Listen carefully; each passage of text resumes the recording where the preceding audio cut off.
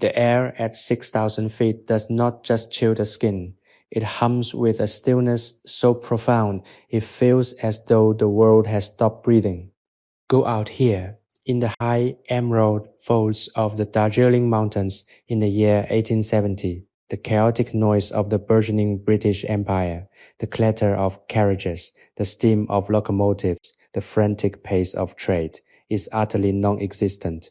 We have ascended beyond the clouds to a place where time is measured not by the ticking of brass pocket watches, but by the slow, graceful evaporation of moisture from a single verdant leaf. You are standing in the doorway of a wooden drying shed, the structure anchored to the mountainside by heavy hand-hewn cedar shingles that glisten with the morning's persistent mountain mist. The moment you step across the threshold, you are enveloped by an atmosphere that feels sacred. The scent hits you first, a clean, sharp, herbaceous perfume that defines the very soul of this estate. It is the smell of crushed clover, wet stone, and the delicate, grassy sweetness of tea that is only hours removed from the bush. Before you stretches a labyrinth of woven bamboo trays, rising in tiers like the terrace fields that hug the slopes outside. The light is peculiar here, filtered through the gaps in the bamboo screens. It does not hit the room with the harshness of direct sunlight. Instead, it enters in soft, diffused golden ribbons, illuminating the dancing dust motes that drift in the cool, still air.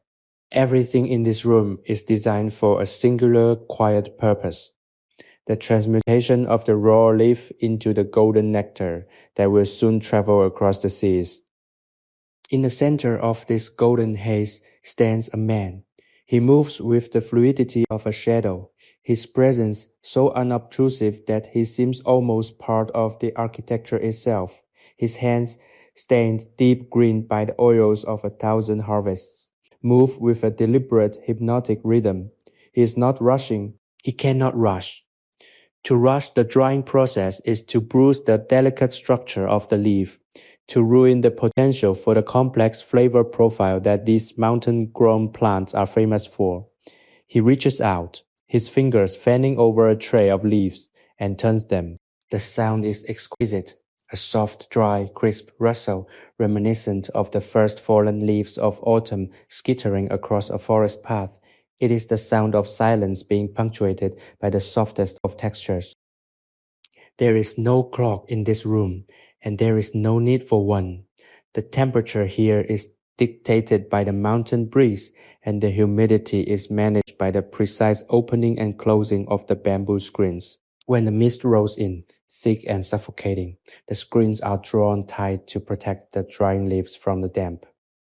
When the sun breaks through, the shed warms and the leaves surrender their water to the air.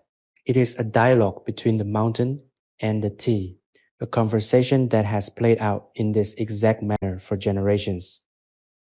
As you stand here watching this ancient ritual, feel the tension in your own shoulders begin to dissolve. The demands of the modern world are thousands of miles and over a century away. You are caught in the quiet, golden, and timeless fold of 1870. The repetitive, hypnotic motion of the worker's hands acts as a metronome for your own heartbeat. Left turn, right turn, shift the tray, smell the mountain air. In this shed, the outside world is a ghost, and the only reality is the slow, steady progress of the harvest. You are safe, you are grounded, and you are entirely at peace. Let the silence of the mountains fill the room, and let the rhythmic rustle of the leaves pull you deeper into a state of profound restorative rest. This is not just a place of labor, it is a sanctuary, a secure and isolated haven where time slows to a crawl. And the only thing that matters is the perfect preservation of the mountain's bounty. Listen to the sound of the leaves. Breathe in the cool, crisp air of the high altitude. You are exactly where you need to be. The man, Anshu, continues his work with the focus of a monk in prayer. He does not look up as the light shifts, for he knows the rhythm of the shed by heart. His hands glide across the bamboo, feeling for the exact moment when the leaf loses its initial, succulent rigidity and begins to soften. This state of withering is the most critical juncture in the transformation of tea. If the leaf dries too quickly, it locks in the raw bitter sap. If it dries too slowly, it begins to spoil, losing its bright ethereal top notes. He understands this chemical balance not through scientific theory, but through the calluses on his fingertips and the way the leaves yield to his touch. Each bamboo tray is hand-woven, the stalks smoothed by years of use until they have taken on the deep polished sheen of aged wood. They are sturdy yet light enough to be lifted and shifted by a single worker. In this mountain estate, every tool is an extension of the craft, refined over time to minimize friction and maximize the delicate handling of the harvest. Anshu reaches for a tray on the third tier. He lifts it gently, tilting it slightly to catch the dapple light. He inspects the color of the leaves, a vibrant, pulsating green that looks almost incandescent against the backdrop of the darkened cedar walled room. They are perfect. The air in the shed is alive. It carries the weight of the morning's mist and the clarity of the midday sun, because the estate sits on a ridge that catches the prevailing winds. There is a constant gentle circulation of air that helps pull the moisture from the leaves. This is the breath of the mountain. It enters through the gaps in the wall, travels across the surface of the thousands of drying leaves, and exits through the high vented roof. It is a slow, invisible exchange that takes hours. Anshu walks to the southern wall and adjusts one of the bamboo screens. He does this with a deliberate, singular motion, sliding the panel just a few inches to the left. The change is imperceptible to anyone else, but he hears the subtle shift in the draft immediately. The airflow has improved. The leaves will now dry more uniformly. He returns to his position by the central rack. He picks up a small handful of leaves from the corner of a tray, letting them fall through his fingers in a controlled, fluttering motion. The sound is dry and crisp, a sound that promises quality and care.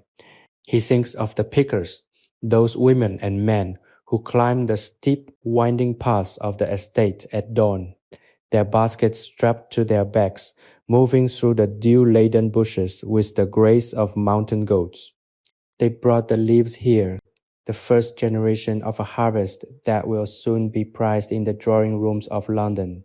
He feels a quiet sense of pride in his role as the guardian of their labor. If he fails here, their hard work in the rain and cold becomes nothing. But if he succeeds, if he manages the drying to perfection, he preserves the very essence of the mountain for the final stages of rolling and firing. The shed is an island of stability in a vertical world. Outside, the slopes are treacherous, dropping away into deep shadowed valleys where the rivers roar like caged lions. The weather can change in an instant. A thick white wall of clouds can swallow the estate whole in a matter of minutes, turning the world into a gray, featureless void, but inside the shed the boundaries are clear. The walls hold a space against the encroaching elements, creating a climate of consistency. The only variation is the slow, deliberate transition of the day. You watch as the afternoon shadows begin to lengthen, stretching like long, slender fingers across the bamboo floors. The golden light intensifies, turning the interior into a sanctuary of warmth. It is a peaceful, hypnotic sight. The repetition of the work, the reaching, the turning, the feeling, the adjusting, creates a tapestry of movement that is inherently soothing. There is no urgency here, only the steady, patient accumulation of effort. The leaves themselves seem to be settling into their new form, their edges curling slightly, their texture becoming more pliable and resilient. Notice how the scent evolves as the hours pass. It loses the raw, watery brightness of the morning, taking on a deeper, more complex aroma. It is now a mix of fresh hay, dried wildflowers, and the faint, earthy mineral tang of the mountain soil. It is a grounding scent, one that anchors you to the present moment and pulls you away from the mental chatter of your daily life. Every breath you take in this shed is an opportunity to slow your own rhythm down, to match the rhythm of the leaves. There is no expectation on you. You do not need to provide answers or solve problems. You simply exist in the presence of this quiet labor, watching, breathing, and becoming part of the stillness. The world is soft, the air is clean, and time is merely the slow, rhythmic turning of a leaf. The afternoon sun is now lower, casting long, dramatic silhouettes that stretch across the wooden floorboard like reach of a giant, quiet hand. Ansho pauses for a moment, resting his hands on the edge of a sturdy, waist-high workbench. He takes a deep breath, filling his lungs with the intoxicating perfume of the withering leaves. This is the moment of the day he likes best, when the light is amber, thick and syrupy, and the work has reached a steady, manageable momentum. The rush of the morning, when the fresh, heavy harvest arrived in woven baskets, is long over. Now, it's just maintenance, a slow, methodical refinement that demands patience rather than speed. He turns to look at the far end of the shed, where the youngest leaves are spread thinner, almost translucent in the dying light. These are the silver tips, the most delicate part of the pluck. They require the most careful handling, the softest touch. He walks toward them, his feet making no sound on the worn floor. He knows that these specific leaves will define the character of the final batch, providing the subtle floral high notes that connoisseurs will eventually seek out. He reaches out not to turn them, but merely to smooth the surface, ensuring that no leaf is overlapping another in a way that might trap moisture. It is a gesture of profound care. As he works, the silence of the room becomes more than just an absence of noise. It becomes a presence, a heavy velvet blanket that cushions everything. The wind outside has died down, and for a short time the mountain holds its breath. This is the perfect moment to reflect on the nature of the work. You, watching him, can feel the same settling in your own spirit, the persistent nagging thoughts of your own life. The deadlines, the obligations, the constant push for productivity all seem to dissolve here, replaced by the simple ancient requirement of the task. You realize that there is a profound power in slow, purposeful work. It is the antithesis of the world outside this shed. In this sanctuary, there is no value placed on speed. Quality is the only metric. If the leaves are turned too quickly, the flavor is compromised. If they are left for too long, they lose their integrity. The worker and the leaf are in a constant silent dialogue, a negotiation over the pace of change. It is an honest labor, one that leaves no room for artifice or shortcuts. This is the core of the mountain spirit, a commitment to the process, a willingness to wait, and a deep respect for the raw materials of nature. You might find your own eyelids growing heavy, your awareness drifting into the rhythmic pulse of the shed. This is natural. The environment is designed to induce this very state. As you watch the golden light move across the bamboo, allow yourself to let go of the need to control your thoughts. Let them drift like the dust motes in the air. You are observing a history that is quiet, humble, and remarkably persistent. This is not a story of kings or wars, but a story of the soil, the air, and the patient hands that guide the earth's bounty into something refined and enduring. As we continue to walk through this day, let the stillness seep into your very bones. You are not just a spectator, you are a participant in this quiet, meditative experience. And if you find that this sense of peace is something you would like to return to, remember that there are many more tales of the past waiting to be told.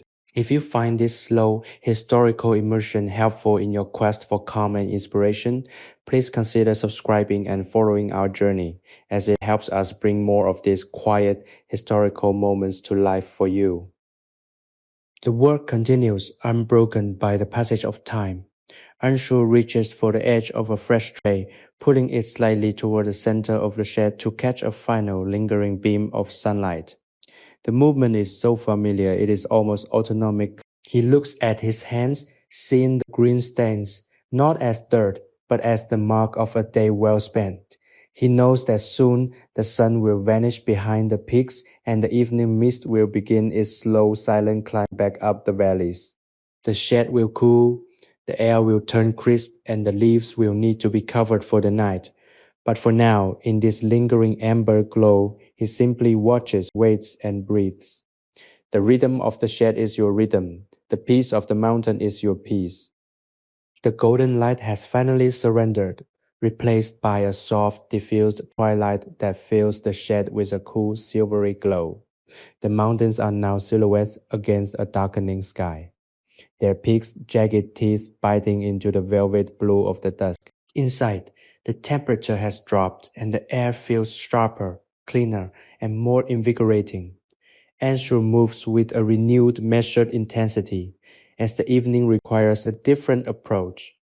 Now that the warmth of the sun is gone, the drying process must be managed with more care. The leaves are sensitive to the humidity of the evening, and if the air becomes too damp, the work of the entire day could be undone.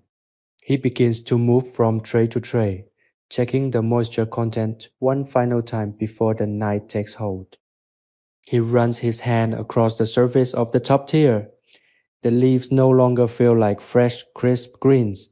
They have transformed, feeling more like soft, wilted silk. They are yielding, compliant, and ready for the next step of their journey. He takes a single leaf between his thumb and forefinger, rolling it gently. It does not snap. It coils, holding its shape with a quiet, persistent grace. This is the sign of a perfect wither. A small, satisfied smile touches his lips, invisible in the dimming light. He knows that the tea from this batch will possess a refined, elegant character, a testament to the conditions of the day, the balance of the wind, the strength of the sun, and the stability of the shed. Outside, the first few stars are beginning to pierce the veil of the coming night. A faint distant sound of a mountain stream echoes from the valley floor, a reminder of the vast wild landscape that cradles this tiny structure. Within these walls, the world is contained. The space feels intimate, protected, almost cocoon-like. The silence is profound, interrupted only by the occasional rustle of the bamboo and the soft rhythmic sound of Anshu's footsteps. It is a space where the noise of history, the expansion of empires, the clamor of industrial progress is silenced by the sheer overwhelming presence of the mountains. You may find that your breathing has synchronized with the pace of the room. It is a deep, slow rhythm, a reflection of the quiet, deliberate work taking place around you. Each movement in the shed is an act of preservation.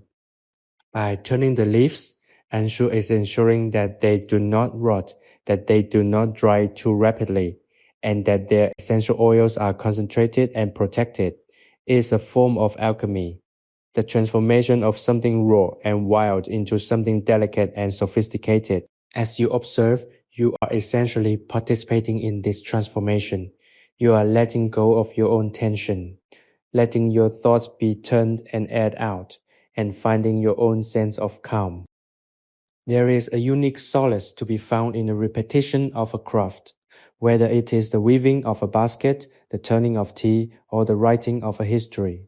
The act of doing something with care and intent is inherently healing.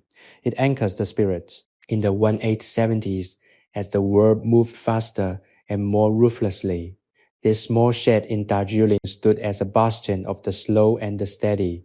It is a reminder that there is value in the pause, value in the wait, and value in the quiet observation of the natural world.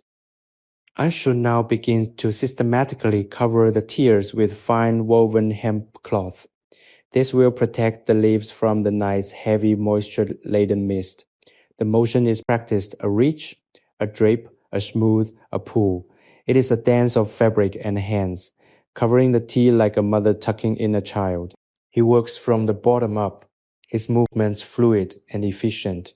As he covers each tray, the scent of the tea becomes more concentrated, trapped beneath the fabric, swirling in the pockets of air between the layers. The shed feels warmer, more intimate as the day's labor is safely tucked away. As the last tray is covered, The room falls into a state of total absolute stillness. The work is finished, and the shed is ready for the night. Ansel pauses by the door, his silhouette framed by the faint, lingering light of the horizon. He takes one final look around, his eyes scanning the tiers one last time. Satisfied with the order and the care he has provided, he turns to leave, his footsteps quiet, his mind clear, his body tired but at peace. You are left alone in the soft, dark sanctuary of the shed, surrounded by the sweet sleeping scent of the leaves. The mountain air hums outside, a gentle, constant breeze that sings of endurance and time. Everything is exactly as it should be. The cycle of the day is complete, and the night has arrived to bring its own kind of restorative silence. The night has fully settled over the Darjeeling peaks, transforming the world outside the shed into an ocean of profound velvety darkness. Yet within the wooden walls, the air remains thick with the memory of the day. The leaves, now resting beneath their protective hemp covers, are not merely sitting, they are continuing their silent biochemical journey. In the cool of the night, the volatile oils within them are settling deep within the cellular structure of the plucked buds. It is a slow, cold maturation that gives the final tea its distinctive, nuanced character. You are still there, anchored in the stillness, observing the way the moonlight manages to breathe through the cracks in the cedar planks. These silver slivers of light cut across the room, illuminating the dust motes that continue their slow, gravity-defying dance in the heavy air. The smell is intoxicating now, deeper, earthier, with notes of damp wood, nocturnal flowers, and the lingering sweet fragrance of the tea itself. It is a scent that speaks of the mountains at rest, a scent that is both primal and deeply comforting. Anshu is gone, his work completed, but the energy of his labor remains imprinted on the space. There is a sense of completion here, a profound satisfaction that comes from a day spent in service to a craft that demands everything and rewards with patience. You realize that you have moved through the arc of a day alongside him. You have felt the warmth of the sun, the gentle persistence of the afternoon breeze, and now the velvet weight of the mountain night. The transition from the frantic pace of the world outside to this singular, isolated focus has been total. What is it about this specific historical moment that feels so profoundly grounding? Perhaps it is the lack of noise. There are no machines humming in the background, no distant sirens, no hum of electricity. There is only the wind against the shingles and the occasional sharp crack of the cedar as it settles in the cold. It is a sensory deprivation that allows the mind to truly stop racing. Without the constant input of modern life, your thoughts begin to mirror the environment. They become slower, more deliberate, and eventually they simply fade into the background. Consider the resilience of this place. In 1870, these mountains were a rugged, unforgiving frontier. The men and women who built these estates were working against the elements, against the terrain, and against the crushing isolation. Every piece of equipment, every wooden beam, every woven tray was carried up the winding, narrow trails by hand. The effort required just to exist here was immense, and yet there is no sense of struggle in this shed. There is only harmony. The structure has become a part of the landscape, a natural extension of the ridge it perches upon. It does not defy the mountain, it coexists with it. You might find yourself drifting into a light, dreamlike state. The repetitive nature of the narrative, the focus on the singular small details, and the emphasis on peace act as a sedative for the mind. This is a space where the concept of time is fluid. Is it truly 1870? Or are you simply existing in a moment that is outside of time entirely, a pocket of history that exists whenever one chooses to step into it? The boundaries of your own reality are expanding, softening, and blending with the quiet, dark, and fragrant atmosphere of the shed. As you lean into this state of deep relaxation, consider the journey of the tea leaf once more. Tomorrow it will be moved. It will be rolled to break its cell walls, oxidized in the humid air of the early morning, and finally fired to lock in its flavor. It will undergo a violent, dramatic transformation, but tonight it is simply resting.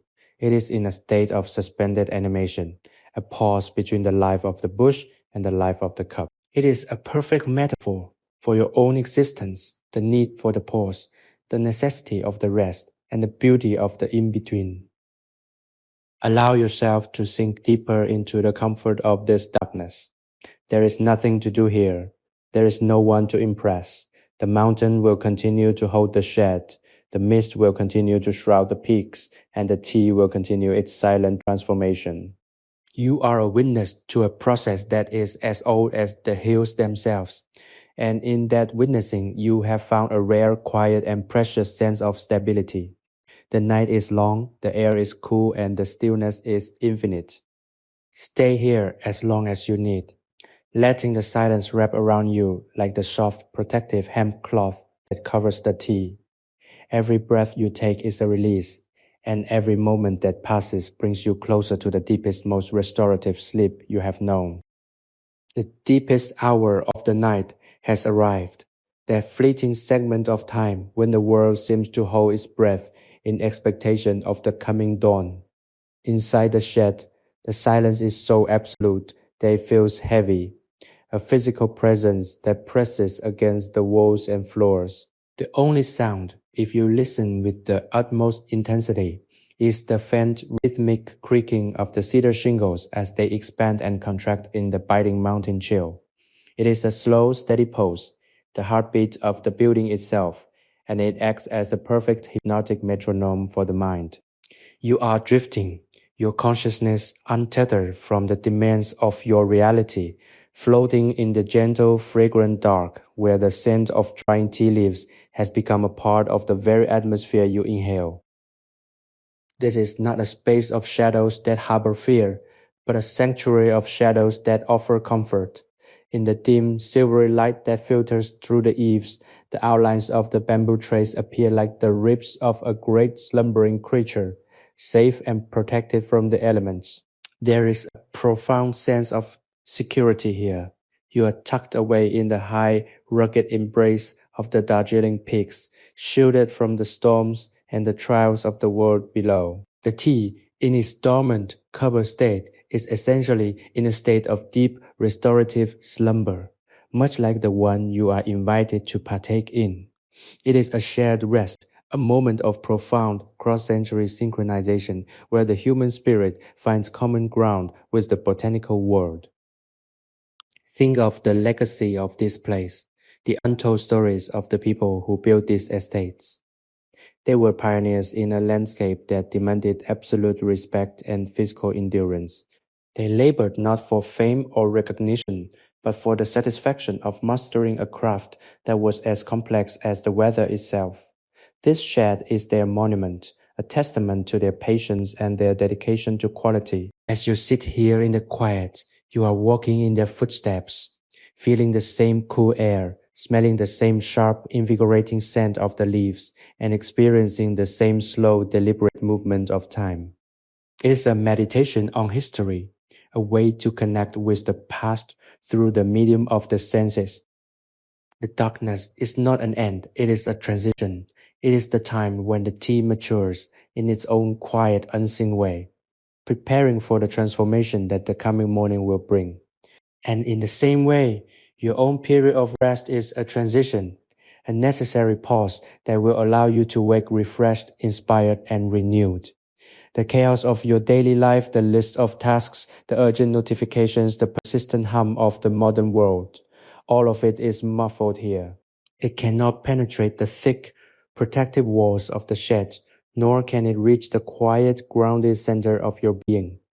You have created a buffer, a space of profound, unshakable peace. As the night continues to deepen, allow your mind to let go of its need for linear thought. There is no beginning, no middle, and no end to this experience. There is only the present moment, the scent of the tea, and the gentle, cool stillness of the room.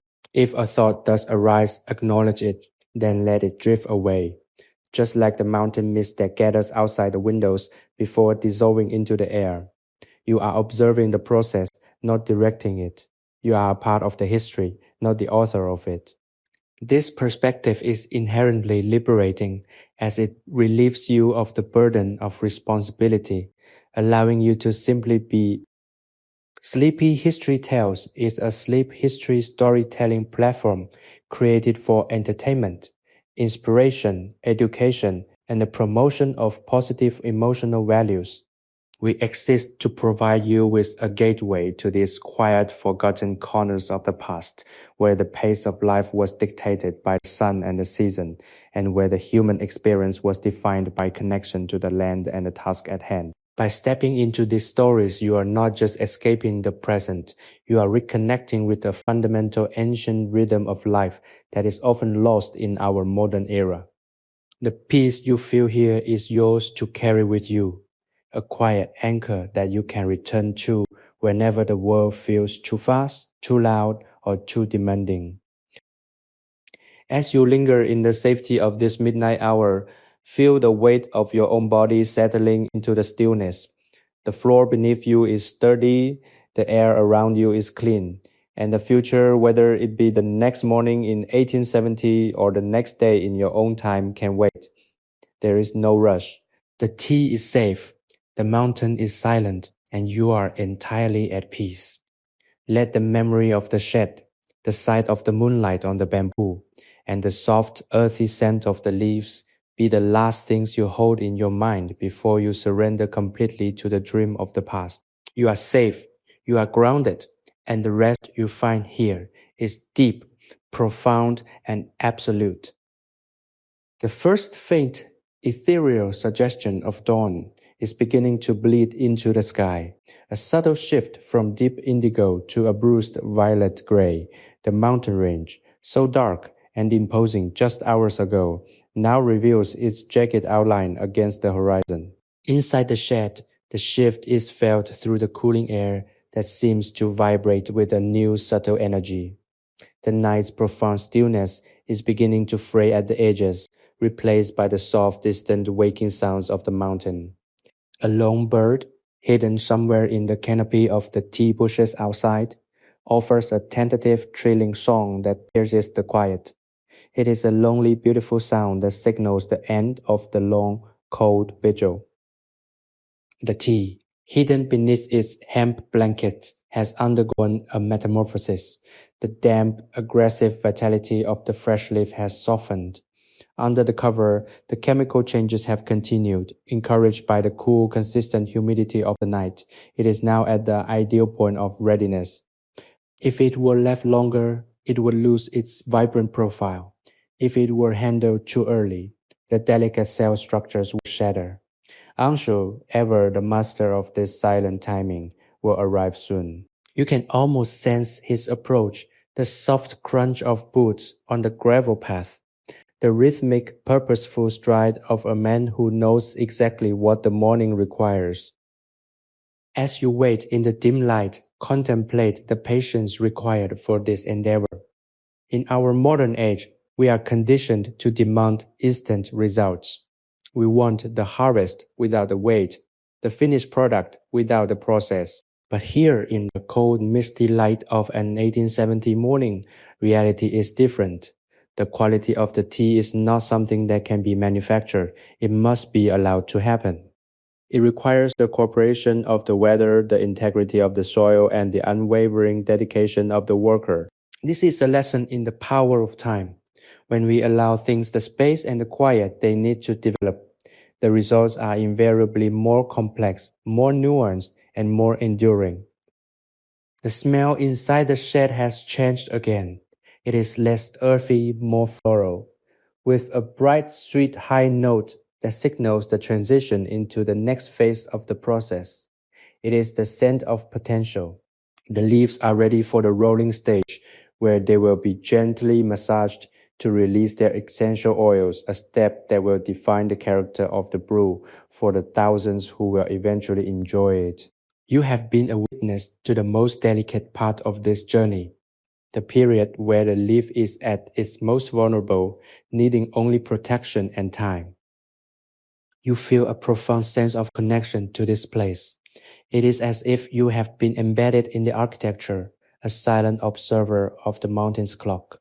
The transition from the night's deep, protective darkness to the morning's tentative, hopeful light mirrors the transition in your own life, the ending of one cycle and the beginning of another. The peace you have found here is not fragile. It is the result of deep, consistent stillness. It is the kind of peace that holds even when the world wakes up and begins its noisy, chaotic movement. You have practiced being still, and that practice will serve you well when you step back out into the light of your own day. As the sky lightens to a pale milky gold, the temperature in the shed rises by a fraction of a degree. This is the signal that the day has truly begun. The mountains are waking. The mist is beginning to burn off the lower slopes, and the rhythm of the estate is about to restart. But for this final moment, everything is suspended in the golden quiet light. You are in the transition zone, the place between sleep and action, between the dream of history and the reality of the present. Soon, the wooden door will creak open. The morning air, rich with the smell of dew-dampened earth, will rush in, stirring the dust motes and waking the shed from its overnight hibernation. Anshu will enter, his movements familiar and sure. He will lift the hemp covers one by one to inspect the progress, and you will be there in the quietest, most protected corner of the room, fully at peace, fully restored. You have completed the vigil. You have experienced the rhythm of the mountain, the quietude of the drying process, and the deep, restorative power of a history that values quality above all else. Carry this sense of calm with you as the sun begins to touch the peaks. The world may be about to start its engine, but you deep within will remain in the quiet golden light of the mountain shed, perfectly still, perfectly at rest. The door to the shed gives a long, low groan, a sound of aged timber protesting against the morning chill, and then it swings open to reveal a sliver of the outside world. The light that pours in is no longer the soft, diffused glow of night or the dim twilight of dawn. It is the sharp, brilliant, and invigorating clarity of a high-altitude sun striking the mountain ridges. Anshu steps over the threshold, his silhouette framed against the blinding brightness of the morning. He stands for a moment, letting his eyes adjust to the quiet interior of the shed, his breathing measured and slow. He is a man who moves with the land, his gait steady and his posture relaxed. Even as the day's responsibilities begin to mount, he reaches for his apron, adjusting the tie with a habitual, precise motion, and then he looks toward the tiers of bamboo. The air inside the shed seems to ripple as he walks through it, a gentle disturbance in the otherwise static atmosphere. He approaches the first stack of trays, the ones that hold the most delicate buds. He does not rush to uncover them. Instead, he pauses, leaning close to the hemp cloth, listening to the silence of the room.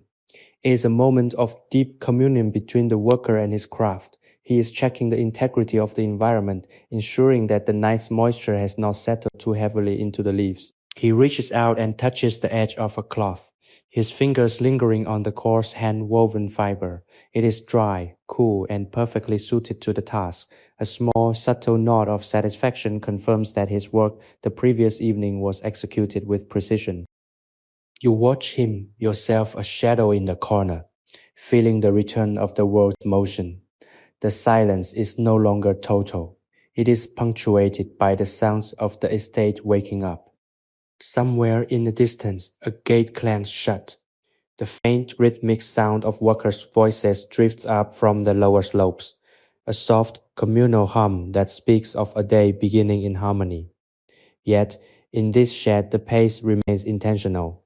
Anshu begins the process of removing the covers, one by one. The action is deliberate, a slow folding of the hemp, a gentle tucking of the fabric away from the leaves as the trays are exposed to the morning air, the scent, the beautiful complex aroma of the withering tea is released, filling the shed with the promise of the coming harvest.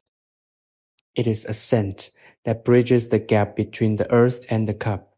It is the raw, untamed spirit of the Darjeeling Mountains, now tamed and refined by the process of drying. Anshu moves with a grace that is almost dance-like, his hands sweeping across the bamboo surfaces, turning, checking, and smoothing. He is not working for a clock, he is working for the tea. Each leaf, each bud is treated with a respect that feels almost reverent. This is the heart of the estate's ethos, the reason why these particular leaves will eventually be sought after across the globe. It is a dedication to this singular, repetitive, and quiet labor that elevates the mundane into something truly exceptional. Consider the contrast between the world of 1870 and the world of today. In our current era, we are often encouraged to see labor as a burden, a thing to be minimized or automated. But in the context of this mountain shed, labor is a form of expression, a direct physical engagement with the environment.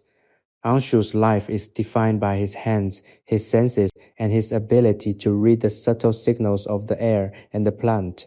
It is a life of connection, not disconnection. By observing his movements, you are reclaiming a sense of that connection for yourself. You are learning that the quality of your own life is not determined by the speed at which you move, but by the intention you bring to every action. As he moves toward the center of the shed, he catches sight of the light glinting off the bamboo. He pauses, his gaze following the path of a sunbeam as it cuts across the dusty air. For a fleeting second, his expression shifts, a softening of his features that suggests he is not just a worker but a dreamer, someone who finds peace in the simplicity of his surroundings. He is a man in tune with his purpose, finding a profound, quiet fulfillment in the rhythm of his daily duties. You too have found a place of purpose in this story. By witnessing this, you are participating in a tradition that celebrates the quiet, the steady, and the human. If you find that this immersion in history provides you with a sense of peace and inspiration, remember that our goal is to share these moments with you regularly. Sleepy History Tales combines the power of AI to reimagine fictional historical tales, bringing peace, relaxation, and positive emotional values to our listeners.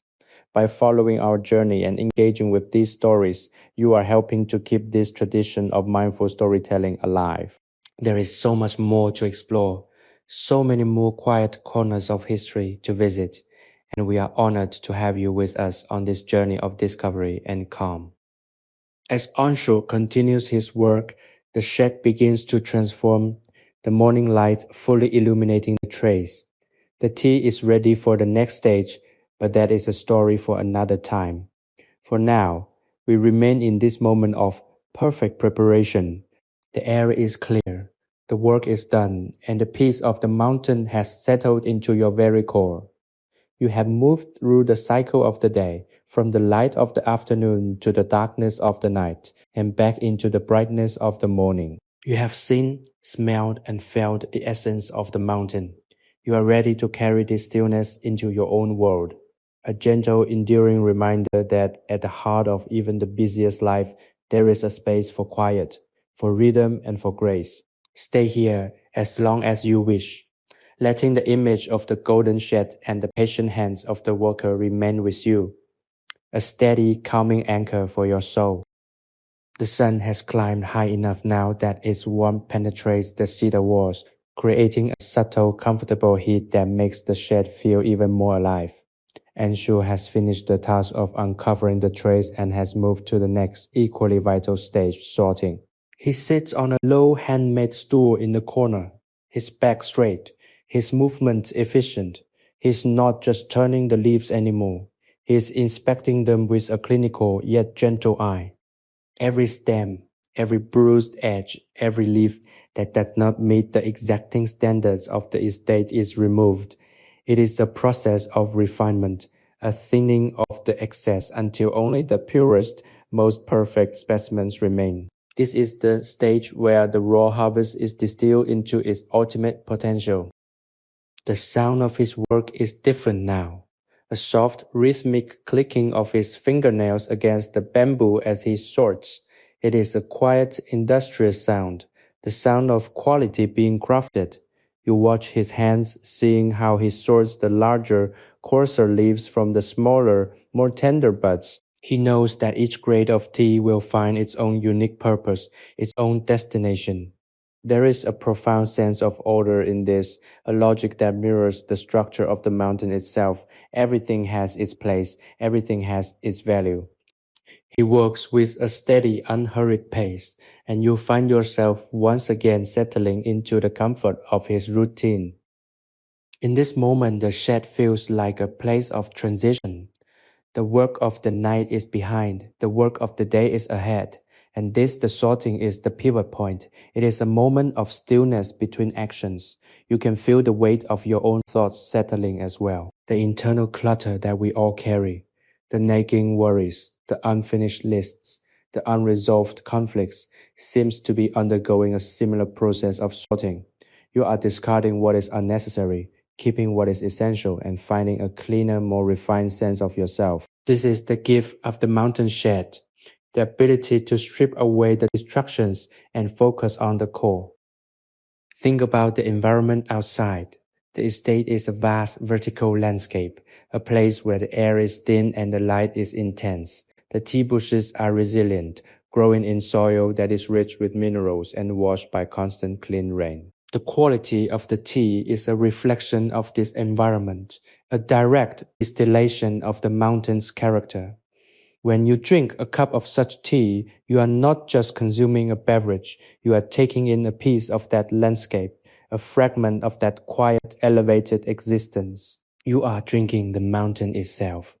And here in the shed, you are witnessing the birth of that experience. There is a deep ancient wisdom in this.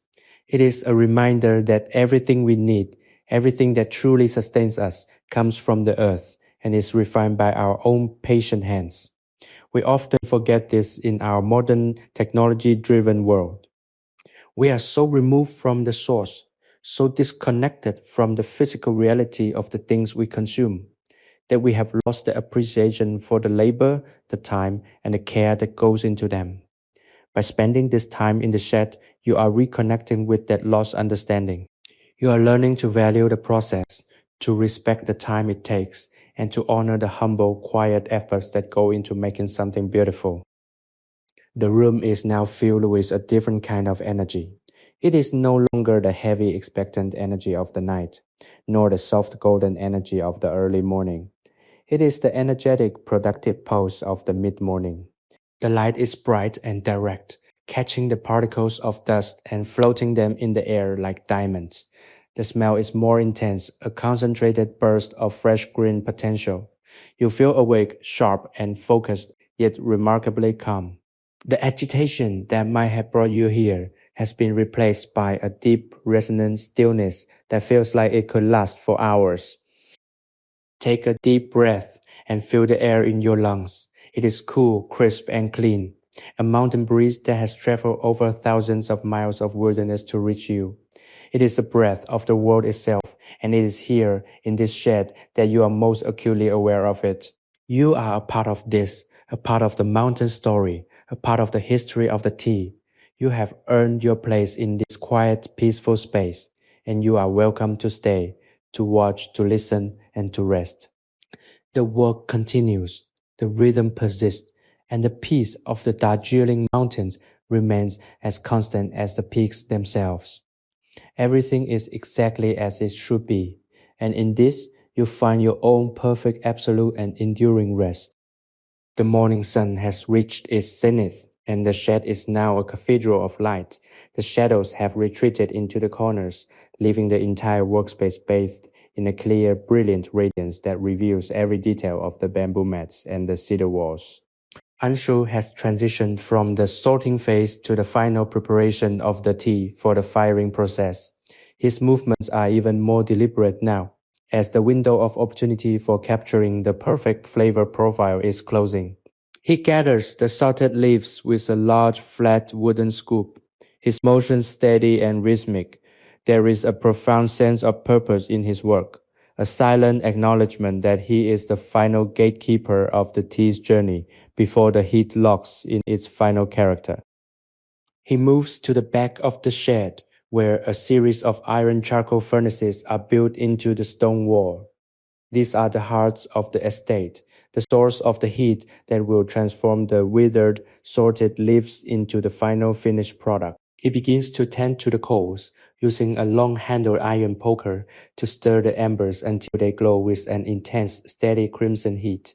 The sound of the metal against the stone is crisp and sharp, a stark contrast to the soft rustle of the leaves. It is the sound of industry, of fire, and of transformation. The heat starts to rise, radiating from the furnaces and mixing with the cool mountain air, creating a unique, exhilarating climate within the shed. This is the moment of greatest consequence. The tea must be fired at just the right temperature to stop the oxidation process and fix the complex aromatic oils that the leaves have developed during the long, patient wither. If the fire is too hot, the delicate floral notes will burn away. If it is too cool, the tea will remain raw and unstable. Ansho's expertise is absolute.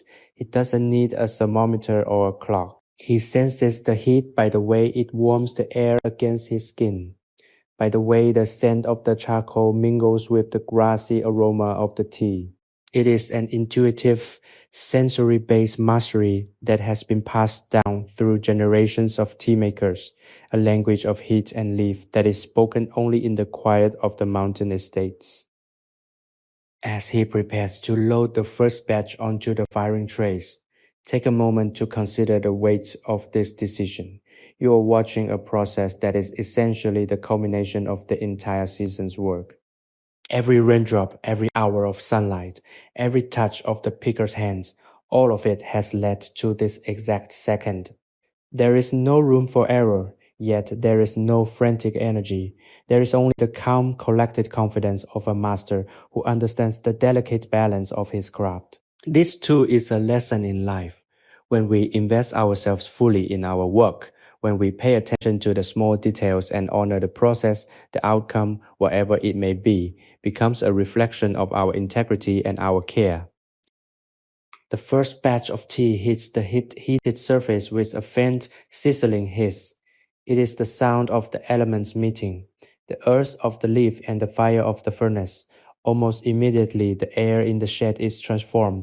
A new, deeper, and more complex fragrance floods the space. A rich, toasted, slightly smoky aroma that is the hallmark of the finest Darjeeling tea. It is a scent that captures the very essence of the mountains, distilled and intensified by the fire. It is heady, comforting, and deeply, profoundly satisfying. You can feel the change in the atmosphere. It is no longer just the cool, quiet mountain air, but something warmer, fuller, and more vibrant. As Anshu begins the rhythmic, patient work of stirring the leaves on the firing tray, his movements are like a conductor leading a symphony. He uses a pair of wooden pedals, moving the leaves in a slow circular motion to ensure that every part of the batch is exposed to the heat evenly. It is a continuous, hypnotic dance of wood on iron, heat on leaf. The silence of the shed is now filled with the steady, rhythmic sound of this motion. It is a sound that anchors the present moment, a sound that says, "This is what is happening right now, and nothing else matters." You are here, the fire is burning, the leaves are turning, and the tea is being made. If you find that this, our shared journey through the history of the mountain estate, has brought you peace, please consider supporting our work by subscribing and sharing this experience with others. Your engagement helps us continue to bring these moments of quiet, historical beauty to life, creating a space of calm and reflection for everyone who needs it. We are committed to continuing this series, and your presence as a listener is what makes it possible for us to keep weaving these tales of history and tranquility.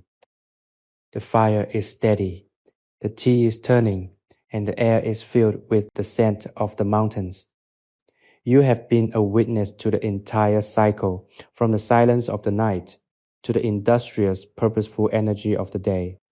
You have seen the dedication, the patience, and the profound, quiet beauty of a craft that celebrates the natural world. Stay with this feeling as long as you wish. Let the warmth of the furnace, the scent of the toasted tea, and the rhythmic sound of Ansho's work be a source of calm that you can return to whenever the world becomes too loud or too fast.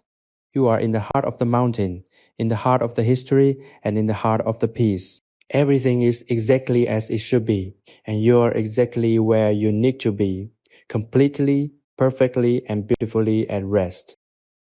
The firing process continues as the sun begins its steady decline, casting a long golden orange hue across the floor of the shed. The air is warm and dense with the intoxicating, toasted aroma of the curing tea. Ansho's rhythm has become more than just a task. It is a meditation. His body sways in a gentle, rhythmic motion, perfectly synchronized with the push and pull of the wooden pedals against the iron tray. He is entirely at one with the heat and the leaf, a testament to the decades spent refining this singular quiet art. Each turn is deliberate, each adjustment of the pedals calculated to maximize the evenness of the roast. The leaves are darkening, turning from their vibrant, withered green to a rich, burnished bronze. You watch the dance of the leaves as they tumble over the heated surface, a cascade of color that tells the story of their transformation. They are becoming something new, a refined product of the mountain that will soon find its way into teapots across the world. The intensity of the heat is constant, yet the atmosphere in the shed has softened. There is a sense of accomplishment in the air, a feeling that the hardest part of the work is coming to a successful, quiet conclusion. You too feel this settling, a profound sense of ease as the day's labor nears its end. The restlessness you might have felt earlier is now completely gone, replaced by a deep, resonant calm. Think of the patience that this requires. In a world that often demands instantaneous gratification, the tea maker's labor is a radical act of devotion to the long term, the process, and the quiet integrity of the material. There are no shortcuts here. The tea cannot be hurried and the fire cannot be ignored. It requires a constant, watchful presence, a state of mind that is both highly alert and perfectly relaxed. This is the essence of mindfulness, the ability to be fully present in the task at hand, to find joy in the repetition, and to understand that the value of the outcome is inextricably linked to the quality of the journey. As you sit in the silence of the shed, you realize how much of your own life is spent looking past the present moment, always anticipating the next task or the next achievement. But here, the present is all that exists. The way the light hits the bamboo screens, the way the sound of the furnace creates a soft, persistent hum, the way the scent of the tea seems to change with every shift in the air. These are the realities that define your experience. By paying attention to them, you are not losing time. You are regaining it. You are stepping out of the flow of the frantic world and into a stream of quiet, deliberate, and intentional living. The shadows are beginning to stretch across the workshop once more, marking the end of another cycle of labor. Ansho begins to reduce the intensity of the furnace, carefully raking the glowing coals to one side. The heat in the room starts to dissipate, replaced by the cool, crisp air of the approaching evening. It is a subtle shift, a gentle cooling that feels like a relief after the long hours of heat and effort. He uses a wide, shallow basket to scoop the finished tea from the tray, the leaves rustling with a crisp, dry sound that is immensely satisfying. He moves them to a wooden cooling table, spreading them out to settle into their final stable state. The final cooling is the last step before the packing. The tea is now at its peak, aromatic, complex, and imbued with the soul of the mountain. Anshu stands back for a moment, his hands resting on his hips, his eyes surveying the result of the day's work. There is a quiet satisfaction in his posture, a sense of having fulfilled his purpose with integrity and skill. He is a man who understands that his labor is not just about the tea, it is about the mountain, the estate, and the tradition he serves. And you have been a part of it all. You have walked the path of the harvest, from the morning mist to the evening cool, and you have carried with you a sense of the peace that comes from this slow, steady, and beautiful process. As the shed darkens and the stars begin to peer through the bamboo eaves, you are left with the lingering, comforting scent of the tea, a reminder that peace is not something we seek, but something we create by paying attention, by slowing down, and by honoring the world around us. The evening has descended with the swift, silent grace peculiar to these high altitudes, and the shed is once again wrapped in the gentle, cooling embrace of the mountain night. The intense heat of the firing furnace has faded, leaving behind only the comforting residual warmth that radiates from the stone hearth, lingering like the memory of a summer day. Anshu has finished his work for the time being, and the shed is bathed in the soft ambient glow of a single lantern hanging from a low rafter. The lantern light casts long, flickering shadows against the cedar walls, transforming the space into a cozy, intimate sanctuary. The tea now rests on the cooling tables, a dark, fragrant expanse of bronze and gold, settling into its final state of perfection. It is a moment of profound stillness, the kind of silence that feels heavy and sweet, as if the very air was saturated with the results of the day's labor. Amshu sits on his wooden stool, his back against the rough-hewn wall, his eyes closed. He is not asleep, but he is in a state of deep restorative repose. He is listening to the mountain, the distant rhythmic sigh of the wind through the tea bushes, the soft hoot of a nocturnal bird in the canopy above, and the occasional settling of the shed's wooden joints as the temperature drops. These are the sounds of his home, the language of the landscape he has dedicated his life to you. Watching him feel a sense of profound kinship, you have shared his day, felt the burden of his tasks, and tasted the quiet, earned satisfaction of his rest. There is a deep, unspoken bond between the witness and the worker, forged in the crucible of time and patience. Consider the journey these leaves have taken. They began as tender, dew-kissed buds plucked in the cool, fragile light of dawn, and have been transformed through a series of intentional physical encounters, the withering, the sorting, the firing. They have been touched, turned, heated, and cooled, all in the service of preserving the delicate, ephemeral essence of the mountain. It is a story of surrender and rebirth, a process that reflects the very cycle of life itself. We too are constantly undergoing our own transformations, being shaped by the experiences we encounter and the choices we make. The wisdom of the tea maker is the wisdom of accepting this process, of finding beauty in the gradual, the steady, and the inevitable. As the lantern flickers, the light dances over the piles of finished tea, highlighting the intricate shapes of the leaves. They are not uniform. Each is unique, a testament to the individual growth of the bush from which it was plucked. This diversity is the hallmark of a high-quality artisanal harvest, a reminder that nature is never perfect in the mechanical sense, but is always perfect in its own wild way. Anshu opens his eyes and gazes at the tea with a look of quiet, reflective pride. He is not looking at it as a commodity to be sold, but as a masterpiece to be honored. He knows the value of the effort that went into it, and he knows that the people who eventually drink this tea will be experiencing a moment of this same mountain-born tranquility. The air in the shed is now cool and crisp, a sharp contrast to the warmth of the day. It is the kind of air that clears the mind and sharpens the senses. You can feel the stillness in your own body, a calm that is deep and enduring. The chaos of the world outside, the urgency of your daily obligations, and the noise of the modern life, all of it seemed to have faded into insignificance. Here, in the heart of the Darjeeling Mountains, in the middle of a once 1870 evening, there is nothing to be done, nowhere else to go. There is only this moment, this quiet, and this peace. It is a rare, precious gift, one that you can carry with you long after the story ends.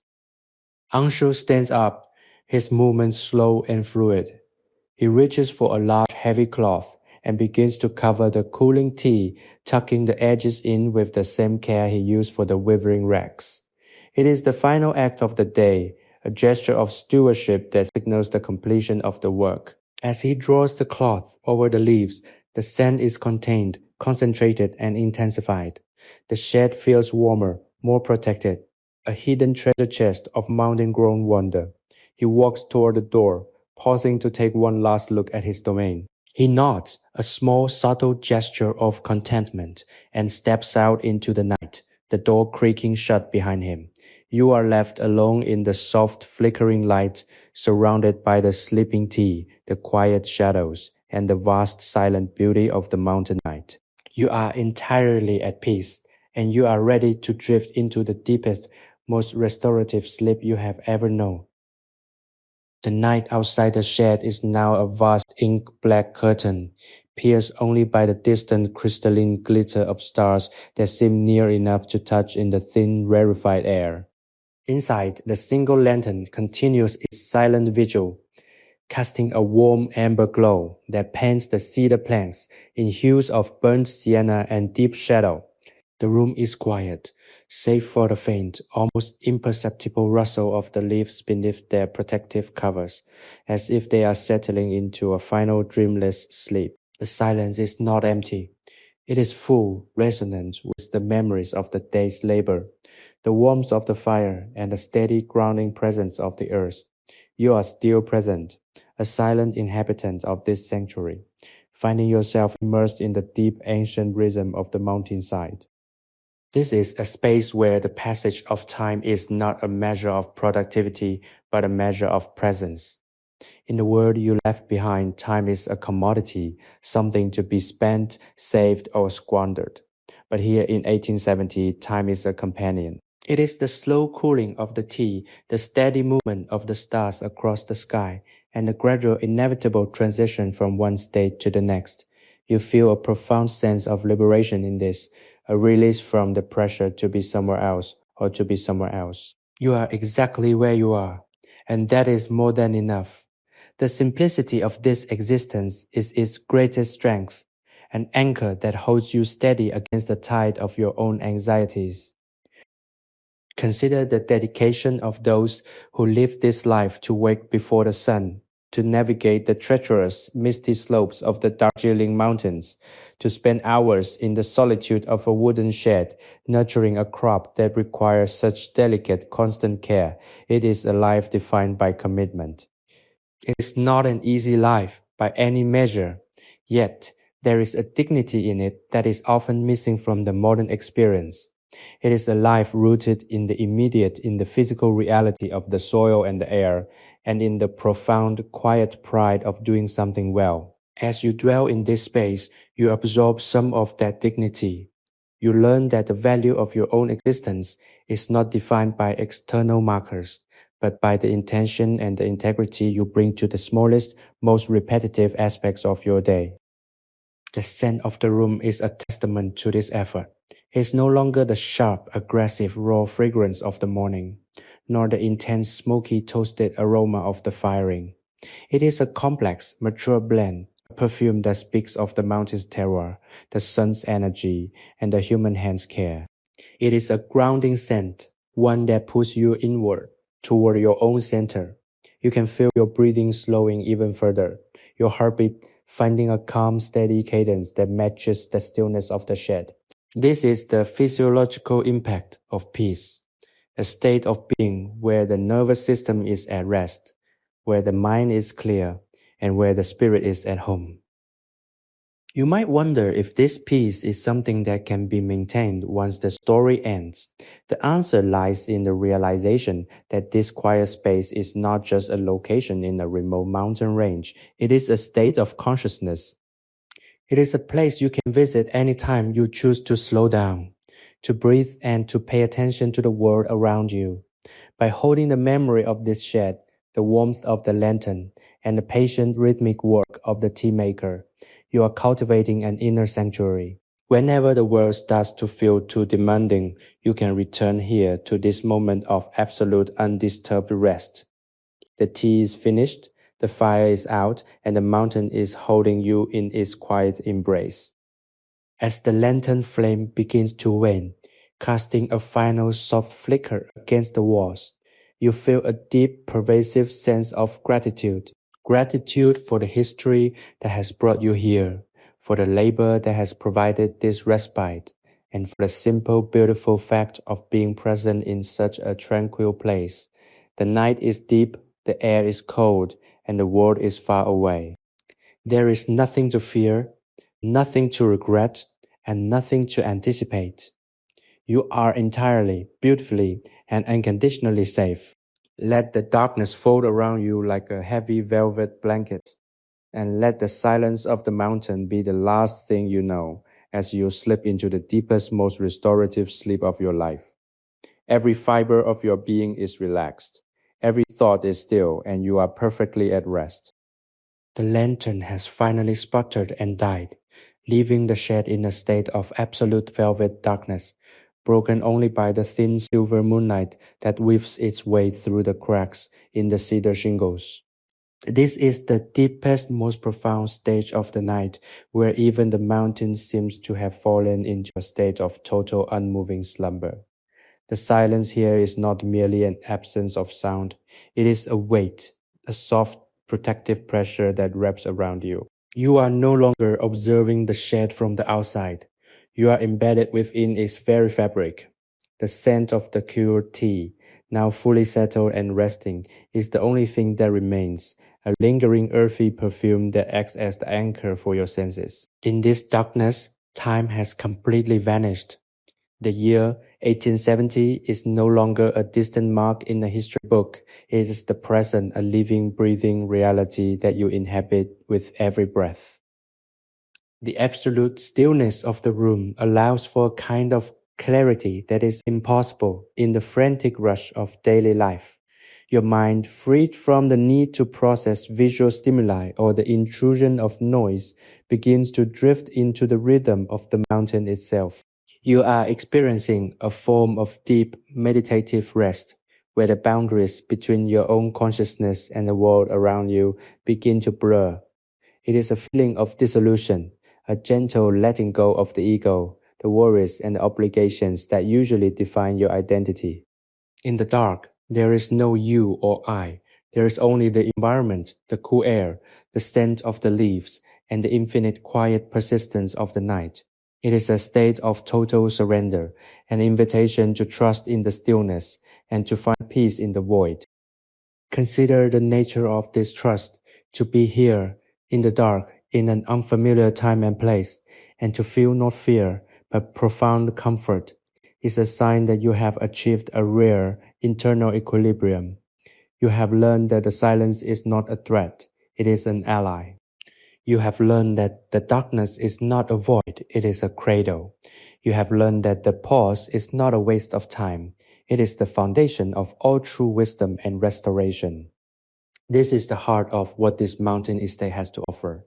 A lesson in how to be still, how to be silent, and how to find yourself in the absence of the world's constant demand for your attention. The cold is becoming more noticeable now, a sharp, crisp touch on your skin that reminds you of the altitude and the proximity of the stars. It is a clean, honest cold, the kind that wakes up the spirit and forces the body to retreat inward, to gather its own warmth and find its own strength.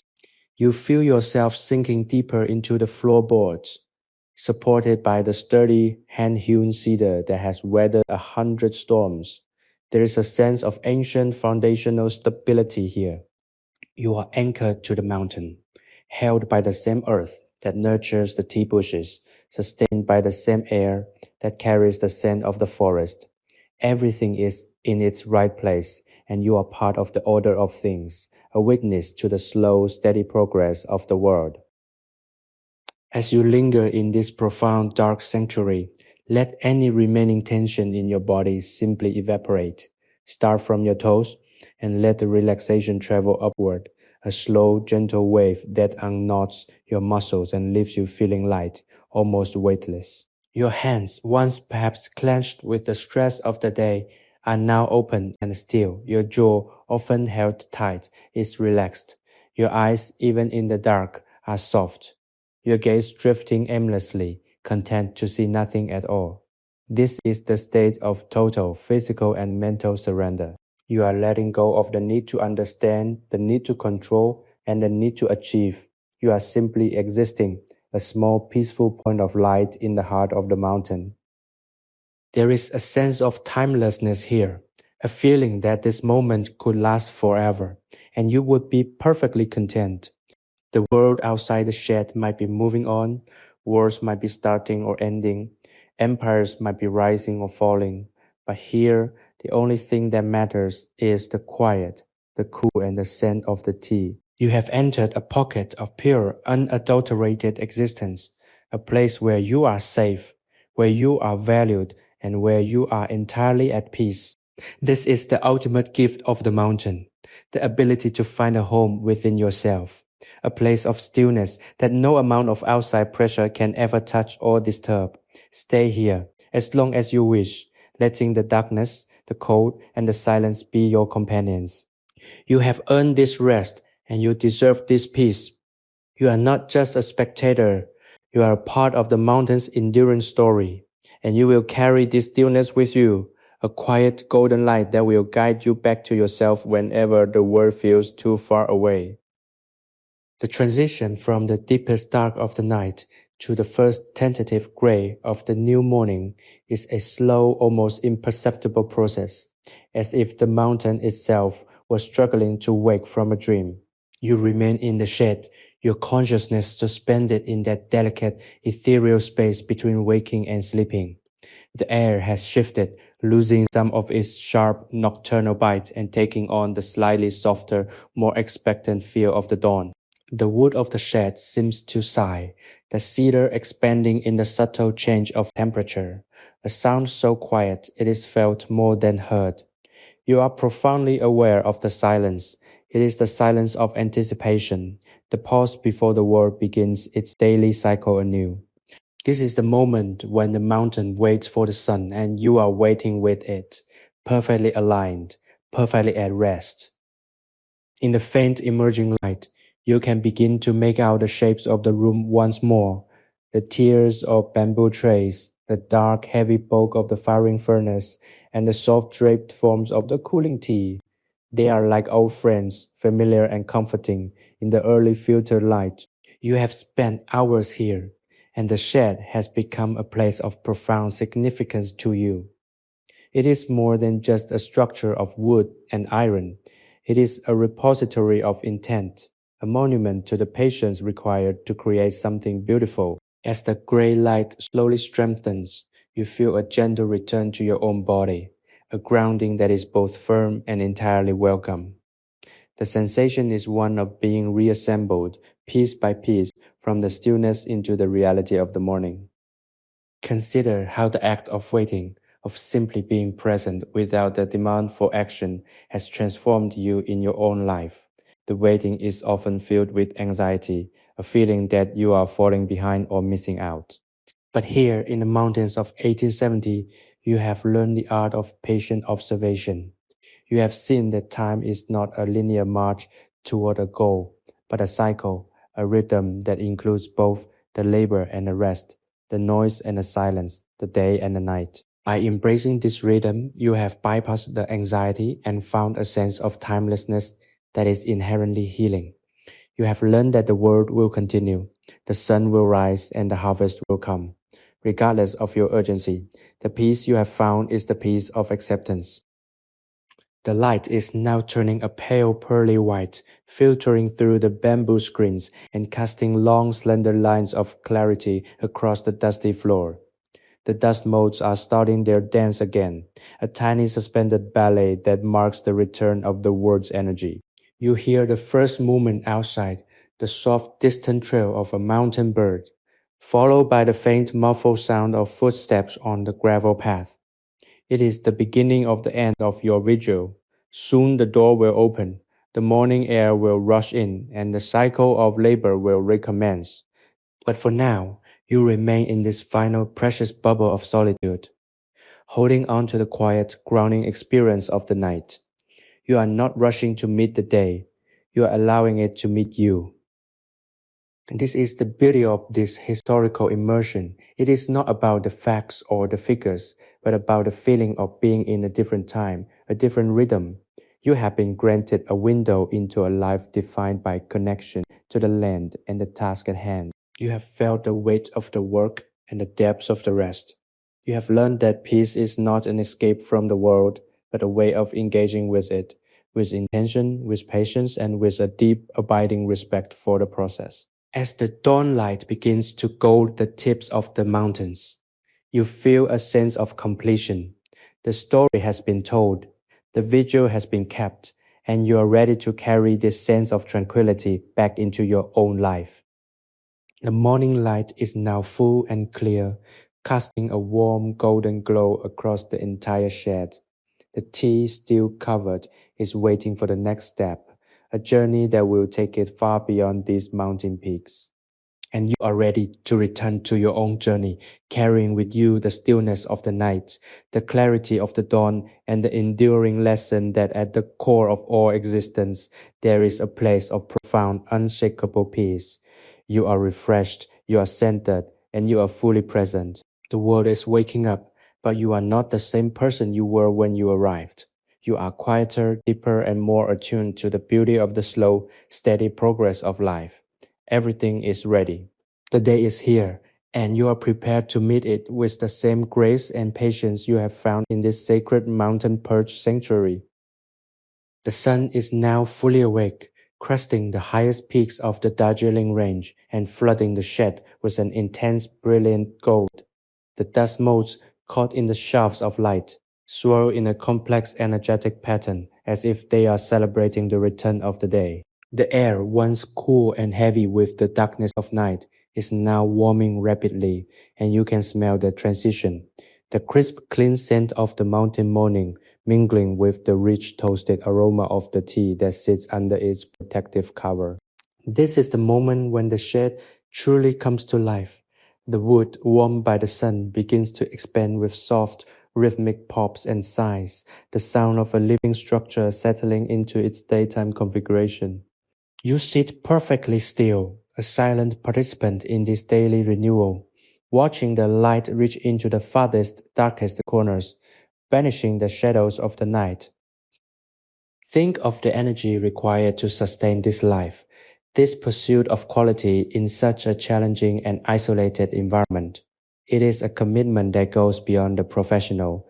It is a way of being. Every action taken by Anshu, every movement of his hands is informed by a deep understanding of the delicate balance between the mountain's bounty and the human need to refine it. You have been a witness to this, and the experience has changed the way you view your own work and your own life. You realize that you too have the capacity to bring this level of intention to your tasks. You can choose to see your daily responsibilities not as chores to be rushed through, but as opportunities for craft, for care, and for the practice of presence. The outside world is beginning to make its presence felt. You hear the faint melodic sound of a whistle from a distant worker on the tea terraces, the rhythmic crunch of a cartwheel on the path, and the soft collective chatter of the crew preparing for the morning pluck. It is a busy, productive, and harmonious sound. You are reminded that you are on a working estate, a place where the livelihood of many depends on the success of the harvest. There is a weight to this, a sense of collective purpose that is both grounding and inspiring. In your own life, you're also part of a larger, interconnected web of labor and purpose. Recognizing this can provide a sense of stability, a realization that you are not working in a vacuum, but are part of a community, a lineage, and a shared human story. As you look around the shed one last time before the inevitable intrusion of the morning crew, you see it not as a static historical museum, but as a space of ongoing, vibrant creation. The bamboo trays, the iron furnace, the heavy cedar beams, they are all tools of a living tradition. You have been allowed to step inside, to breathe the air, to feel the rhythm, and to take what you need from this experience. What you take is entirely up to you. It might be the memory of the stillness, the lesson of the patient wither, or the simple comfort of knowing that, even in the most intense and demanding environments, there is always a space for quiet, for reflection, and for grace. The door, which has been shut for the duration of your stay, is about to be opened. You can feel the change in the air pressure, a subtle shift that signals someone is approaching. The moment of absolute solitude is nearing its end, but the peace you have cultivated is not. It is yours to keep a quiet, internal harbor that you can access regardless of your physical location. Whether you are in a bustling city or a quiet room, whether you are dealing with the pressures of the modern world or simply finding your way through your own day, this memory is your refuge. You have learned that peace is not an absence of activity, it is a quality of presence. Take one final deep breath of the mountain air, filling your lungs with the scent of the tea, the wood, and the earth. Let that breath sustain you as you prepare to return to your own reality. You are standing on the edge of a new day, refreshed and renewed by your time in the past. The history you have witnessed is a testament to the endurance of the human spirit and the beauty of the natural world. It is a reminder that, no matter how much things change, the core human needs for connection, for purpose, and for peace remain the same. You are ready.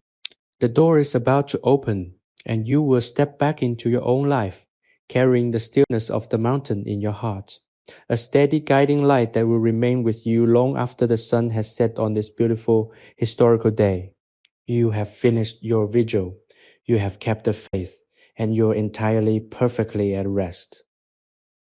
The door creaks open with a familiar wooden protest, and the light from the outside floods in, momentarily blinding you with its sudden intensity. The morning air, thick with the damp sweetness of the dew-laden slopes, rushes through the doorway, displacing the stale, settled atmosphere of the shed.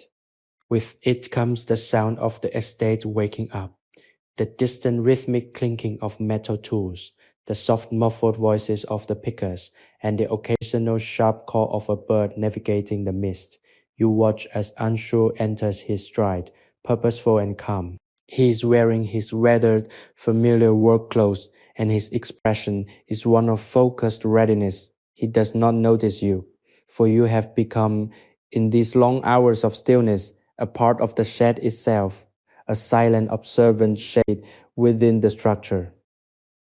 He walks straight to the center of the room, his eyes scanning the tiers of bamboo with an appraising, professional gaze. He checks the humidity, he tests the air, and he reaches for the corner of one of the heavy hemp covers. As he lifts it, the fragrance of the tea fills the room once more, vibrant and inviting.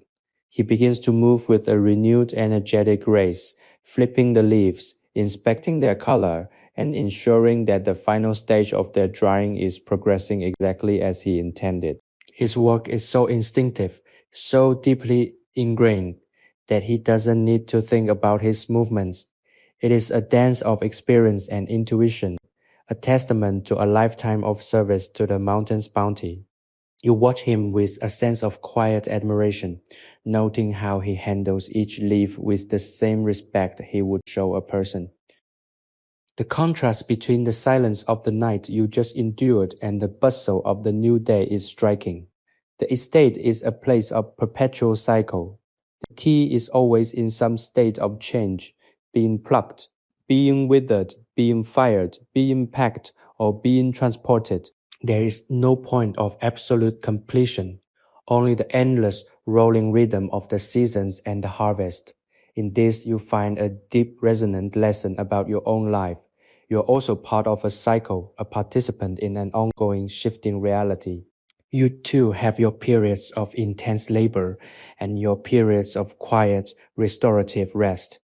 By observing Anshu, you are learning that the key to managing this cycle is not to resist it, but to move with it, to find your own rhythm, and to treat each phase whether it be the quiet of the night or the intensity of the day, with equal presence and care. You feel a sense of lightness in your limbs, a physical manifestation of the mental rest you have achieved. The heavy, restless energy that often accompanies the pressure of modern living has been replaced by a grounded, steady focus. You are here, you are present, and you are entirely comfortable in your own skin. This is the ultimate quiet reward of the vigil. As Anshu continues his rounds, the sound of the shed, the soft rustle of the bamboo, the light tapping of his fingers, the creak of the wooden floor becomes a symphony of peace, a sound that you will carry with you long after you leave this place. It is a soundtrack for the soul, a reminder of the value of the slow, the steady, and the simple. Consider the beauty of this singular focused existence. Anshu's world is small, bounded by the walls of the shed, yet it is deep, rich, and filled with meaning. He doesn't need to see the whole world to understand its essence. He sees it in the leaves, in the sun, in the wind, and in the work of his own hands. By narrowing your focus, by letting go of the need to be everywhere and to do everything, you too can find this depth. You can find meaning in the smallest, most routine tasks if you bring enough awareness and intention to them. This is the secret of the mountains, that true lasting contentment is found not in the grand gesture, but in the faithful, patient execution of the present moment. As he prepares to move the tea to the final sorting station, the light from the door illuminates his face, revealing a soft, satisfied smile. He knows he has done well. The harvest is of the highest quality, and he has shepherded it through its most delicate, transformative stages with skill and integrity. You feel a matching sense of satisfaction, a pride in having stayed the course, in having witnessed the process, and in having found your own quiet peace within it. The morning is fully underway. The estate is alive with purpose, and you are ready to step back into your own life, carrying the memory of this golden mountain perched sanctuary like a shield against the noise and the haste of the world. You are prepared, you are whole, and you are finally truly and profoundly at rest. The morning air, now thoroughly warmed by the sun, flows through the open door, carrying with it the sounds of the active tea estate. You watch from your corner as Anshu begins the intricate process of packing the finished dried leaves into large wooden chests lined with protective aromatic paper.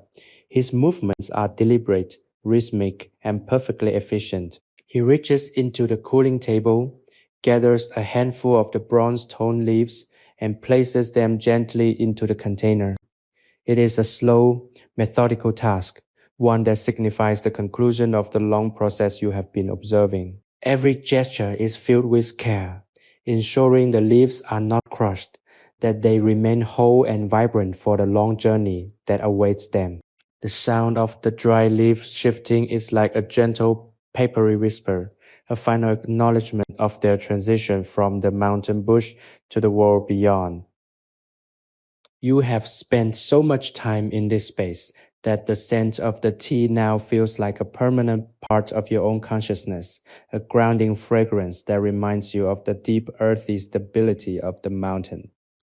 You see the pride in Anshu's eyes as he secures the lid of the chest. He knows the quality of what is inside.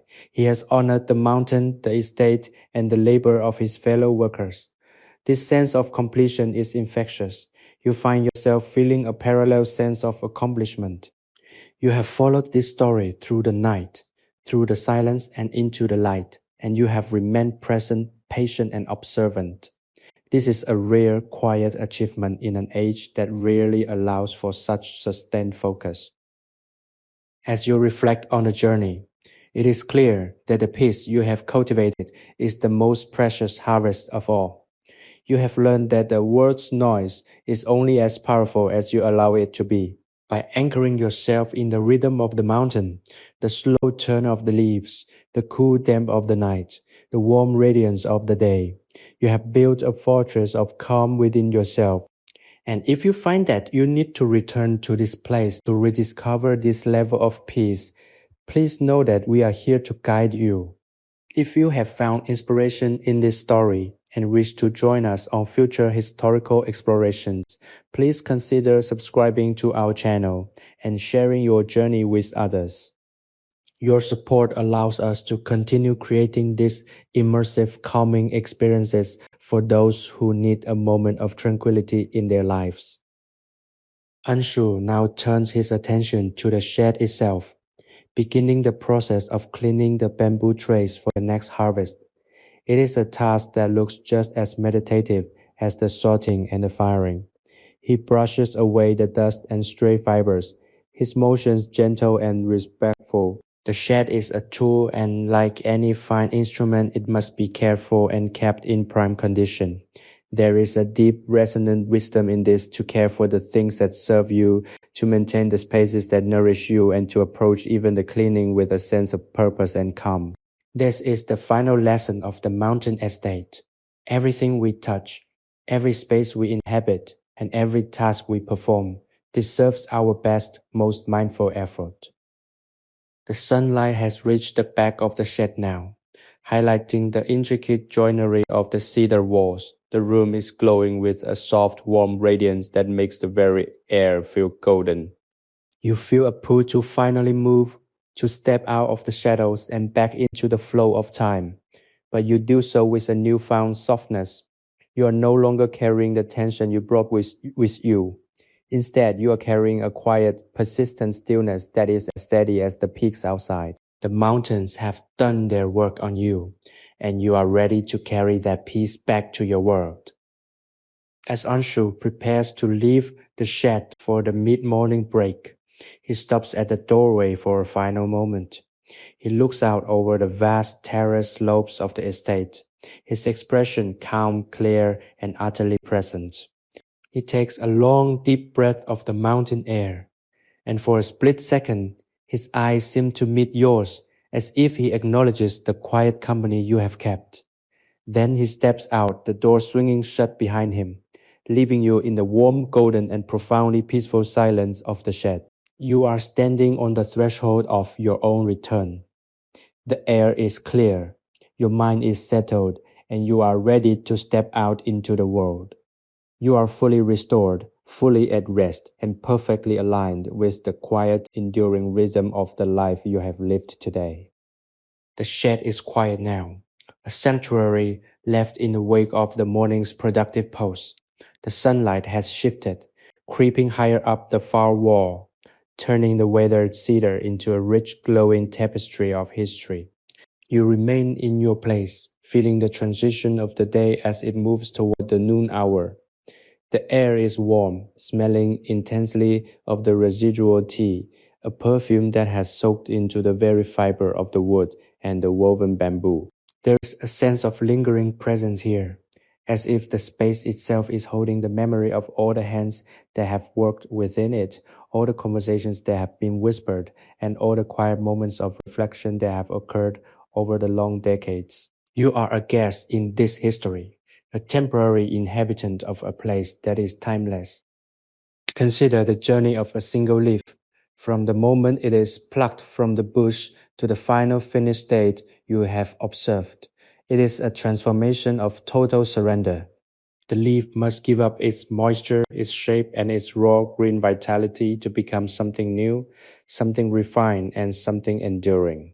It is a process of letting go, of being reshaped by heat and air and human touch.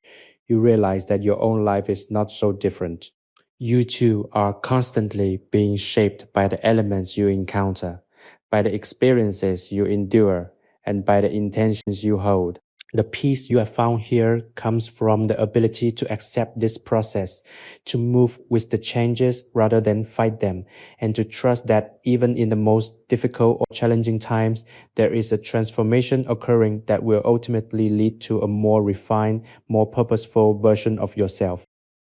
This is the deeper meaning of the tea maker's work. It is not just about the final product. It is about the mastery of the process itself. Anshu's life is a masterclass in how to live with intention. He does not rush the weather. He does not force the fire, and he does not ignore the needs of the leaf. He works in total harmony with the nature of the plant, the conditions of the mountain, and the limitations of his tools. This is a model for your own existence. When you feel the pressure of the world, remember this shed. Remember the slow, rhythmic turning of the bamboo, the patient waiting for the color to change, and the quiet satisfaction of a job done with care. You can bring this same focus, this same patience, and this same integrity to your own tasks, no matter how small or seemingly insignificant they may be. As you sit in the silence, you find that your own thoughts have quieted significantly. The mental chatter has dissolved, replaced by a deep, resonant awareness of your own breath and the subtle shift of the air in the room. You are not thinking about the future, nor are you dwelling on the past. You are here, fully anchored in the present moment. This is the ultimate gift of the mountain estate. It is a physical and mental space where the distractions are stripped away, leaving only the fundamental reality of being alive. It is a profound, grounding experience that stays with you long after the moment has passed. A quiet, internal steady point that you can return to whenever you need to find your center. The afternoon sun is now casting its brilliant rays through the bamboo screens, creating a shimmering effect that makes the air look as if it is made of liquid gold. It is a beautiful, almost ethereal sight. You feel a sense of profound well-being, a contentment that is not dependent on circumstances, but is instead an internal state of grace. You have walked through the entire cycle of a day in the life of a 1870 Darjeeling tea estate, and you have come out the other side feeling cleaner, sharper, and more deeply at peace. The mountains have imparted their endurance to you, and the work has imparted its purpose. You are ready to carry this with you. The shed will soon be opened again. The cycle will repeat and the work will continue as it has for generations. But for this final extended moment, you are still in the quiet, you are in the stillness, you are in the heart of the peace. The tea is packed, the tools are clean, and the mountain is watching over everything with its silent, stony authority. You take a final deep breath, holding the memory of this place in your spirit. The transition back to your own life is smooth, a gentle stepping out from the shadows of the past into the bright open reality of your own present. You are ready, you are centered, and you are entirely at rest. The peace you have found is not a fleeting thing. It is a part of who you have become. The light has shifted once more, the afternoon sun now leaning toward the western horizon, casting long dramatic shadows that stretch across the wooden floorboards like silent, reaching fingers. The intensity of the day is waning, and a profound mellow calm has settled over the entire estate. You find yourself rooted in the stillness, the air in the shed, now cool and still again, as if the space itself is exhaling after a long active cycle. The scent of the tea, while still present, has softened into something more elusive, a faint woody whisper that reminds you of the deep ancient forests that cling to the mountain slopes far below. It is a time of transition, a quiet golden interlude before the arrival of the evening. In this waning light, you contemplate the endurance of the land. These mountains have stood for aeons, watching the passage of generations, the rise and fall of empires, and the fleeting, busy lives of those who toil upon their slopes. There is a humbling perspective to be found in the scale of the mountains.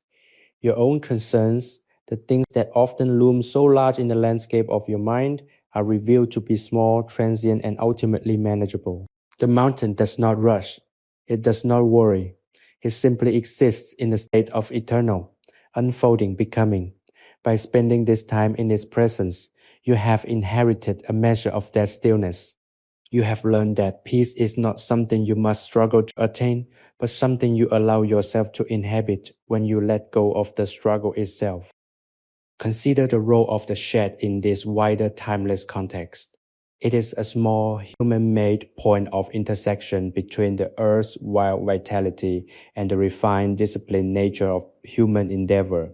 It is a place where the mountain's gifts are gathered and honored, where the labor of the day is sanctified by the patience of the craft. You realize that your own life is also such a space, a point, where the raw energy of the world meets your own consciousness, and where, through your intentions and your choices, you can refine that energy into something of meaning, beauty, and grace. The shed is a mirror, reflecting back to you the potential for purpose that resides in every human life, no matter how quiet or isolated it may seem. As you sit in the deepening twilight, you feel a sense of profound, quiet gratitude, not just for the experience of this story, but for the life you are returning to. You see it now with fresh eyes, stripped of the layers of urgency and anxiety that usually obscure its true simple beauty. You understand that your daily life is not a series of problems to be solved, but a series of moments to be lived, each one a small, distinct opportunity to bring your best, most mindful self to the table. This is the enduring, transformative power of this journey. You have come here seeking a respite, and you are returning with a compass. The darkness is beginning to gather in the corners once again, a familiar, soft, and protective presence. You know this space now. You have walked its perimeter in the dark and the light. You have felt the change of the seasons in its air, and you have heard the rhythm of the mountain in its silence. It feels like a home, a place of safety that you can revisit in the landscape of your memory whenever the world feels overwhelming. This is the strength of the inner life, that you can carry your sanctuary with you, building it out of the stillness you find in the most unexpected places. As the first star appears through the gap in the roof, a tiny piercing light of clarity, you feel a deep, resonant completeness. The cycle you have observed is over, but it is also beginning again, as it always does. The tea is gone, the tools are put away, the mountain remains. You are ready to close your eyes, to let the silence wash over you, and to embrace the sleep that is the final ultimate form of rest. The world is vast, the history is deep, and you are exactly where you need to be. Everything is silent, everything is still. You have finished your vigil, you have found your center, and you are at peace. The darkness is a gentle velvet embrace. The mountain is a steady, ancient presence, and you are at last perfectly, entirely, and beautifully at rest. The moon has risen high above the mountain ridges, casting a silvery, ethereal glow that turns the landscape outside the shed into a sea of shadow and light. Inside, the darkness is complete, absolute, and profoundly comforting. You find yourself in the heart of this silence, a witness to the profound nocturnal life of the estate. The air is crisp, carrying the sharp, clean scent of high-altitude frost, a stark contrast to the warmth of the sun-drenched hours you have spent here. Everything is still. The mountain itself seems to be holding its breath, waiting for the slow, inevitable turn of the earth. You are entirely at peace, a small, quiet presence within the grand, ancient theater of the night, feeling the deep foundational stability of the land beneath you. There is a sense of finality to this moment, a conclusion to the long unfolding story you have been living. You have moved through the day and the night, through the labor and the stillness, and you have reached a place of utter, unmoving clarity. You realize that the peace you have discovered is not something that can be described or measured. It is something that must be experienced, felt in the very marrow of your bones. It is the peace of knowing that you are exactly where you are, and that is enough. It is the peace of understanding that you are a part of a much larger, older narrative, one that does not require your constant struggle or your endless striving. Consider the nature of the rest you have attained. It is not merely the absence of activity. It is the presence of a quiet, deep, and abiding awareness. You are fully awake, yet your mind is as still as the mountain lake in the moonlight. You are fully aware, Yet your body is as relaxed as the soft velvet shadows in the corners of the shed.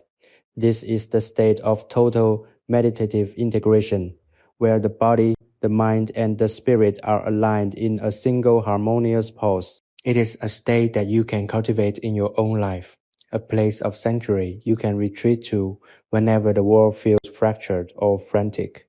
You are the architect of your own peace, and you have the blueprint.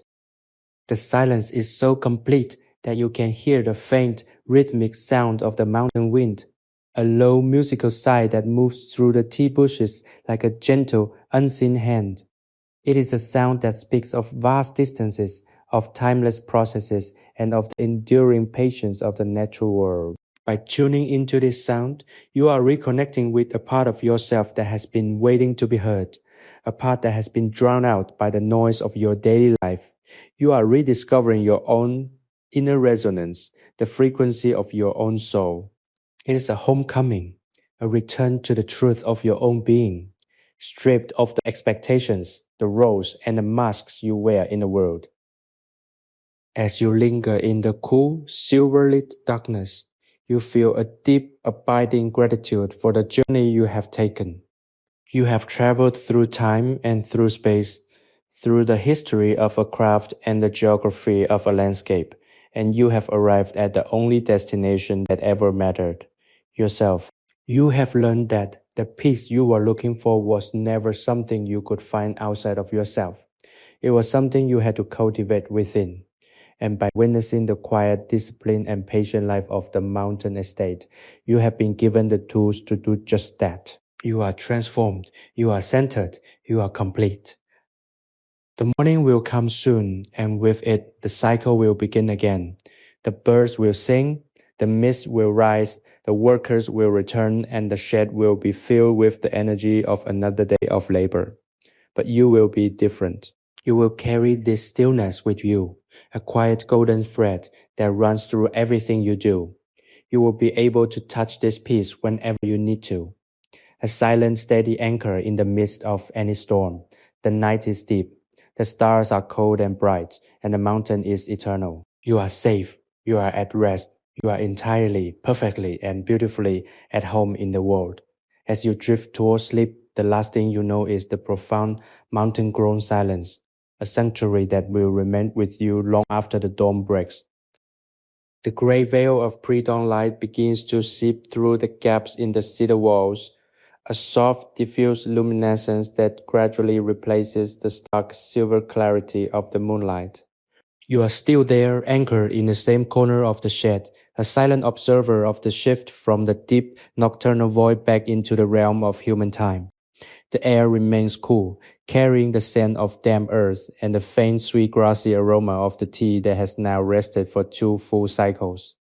There is a weightless quality to this moment, a sense of suspension where the world is not yet fully formed, a blank slate upon which the day will soon be written. You feel an immense quiet gratitude for this grace, this opportunity to witness the birth of a day from within the sanctuary of the shed. Think of how the mountain itself welcomes this return of light.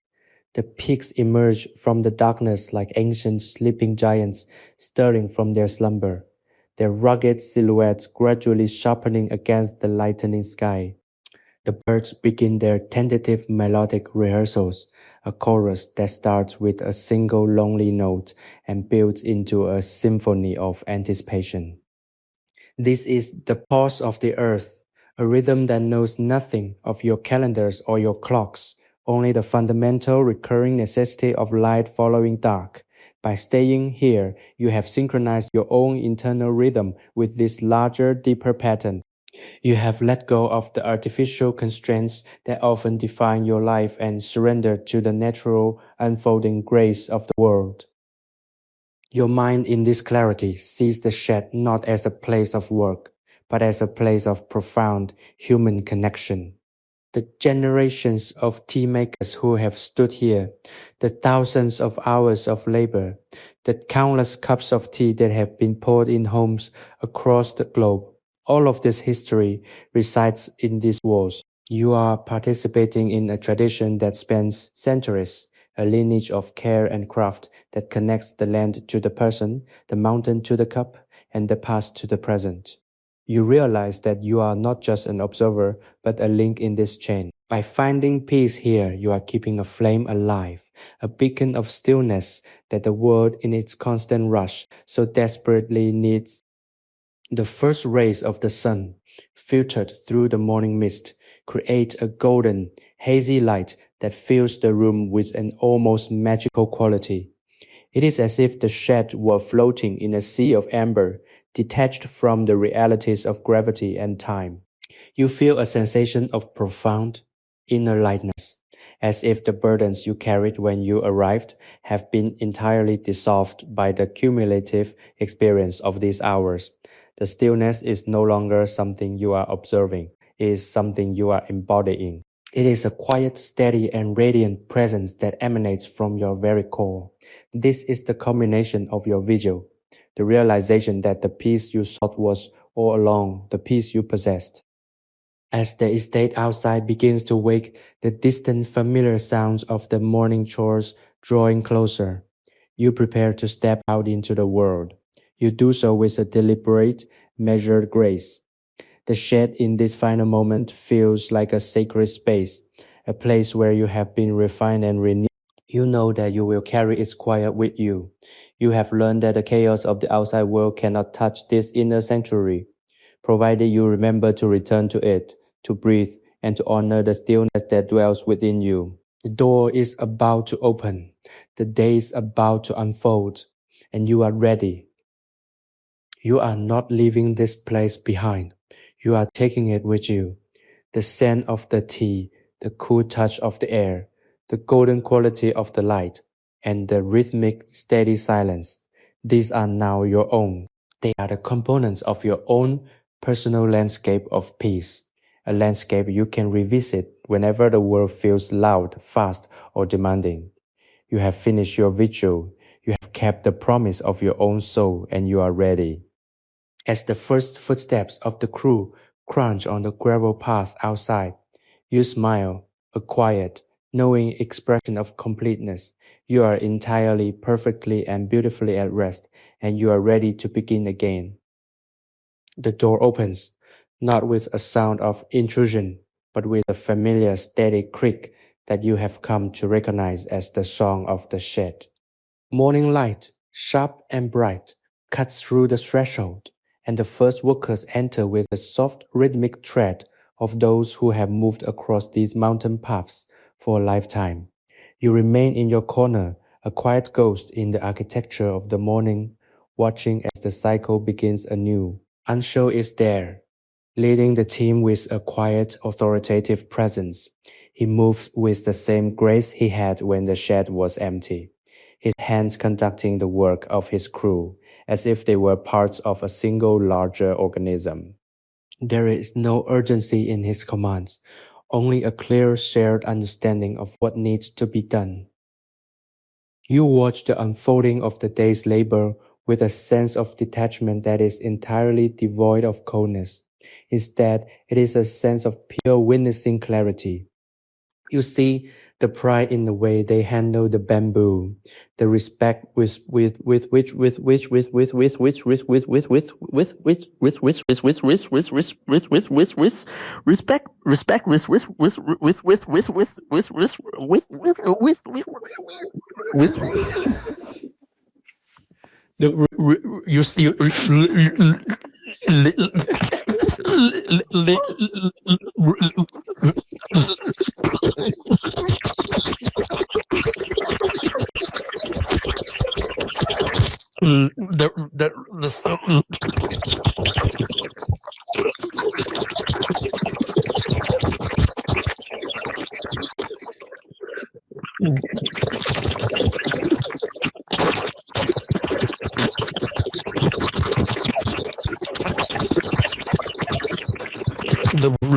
the respect with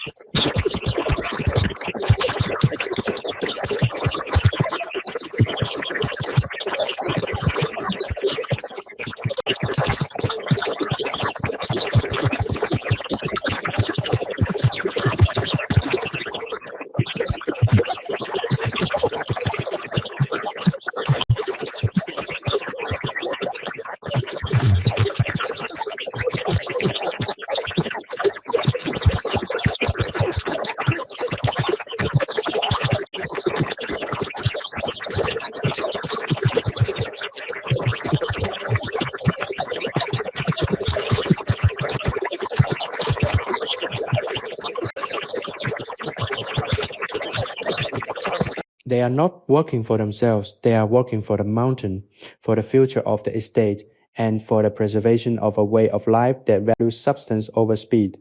Being in the presence of such focused, collective purpose is profoundly grounding. You are no longer just an observer of the process. You are a witness to the beauty of human devotion. The atmosphere in the shed has changed, becoming more vibrant and alive, filled with the energy of human connection and the sounds of productive work. The quiet, solitary peace of your long vigil has shifted into a social, rhythmic peace, a different but equally powerful form of harmony. You realize that you have moved through the entire spectrum of the experience, from the absolute meditative stillness of the night to the busy, cooperative energy of the day. Both are essential, both are beautiful, and both are manifestations of the same fundamental peace. You have learned that tranquility is not merely the absence of sound or action. It is the capacity to remain centered and present, regardless of whether you are alone in the silence or surrounded by the bustle of the world. Think of the legacy of this place. In the year 1870, this is the frontier of a craft that will eventually reach across the globe, bringing the unique, delicate character of the Darjeeling Mountains to millions of people.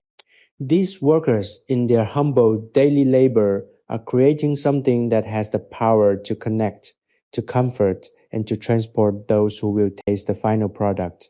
They are the guardians of a secret, the keepers of a tradition that is as much about the soil as it is about the tea. You have been granted a brief, intimate glance into this sanctuary, a privilege that has allowed you to see the roots of something enduring.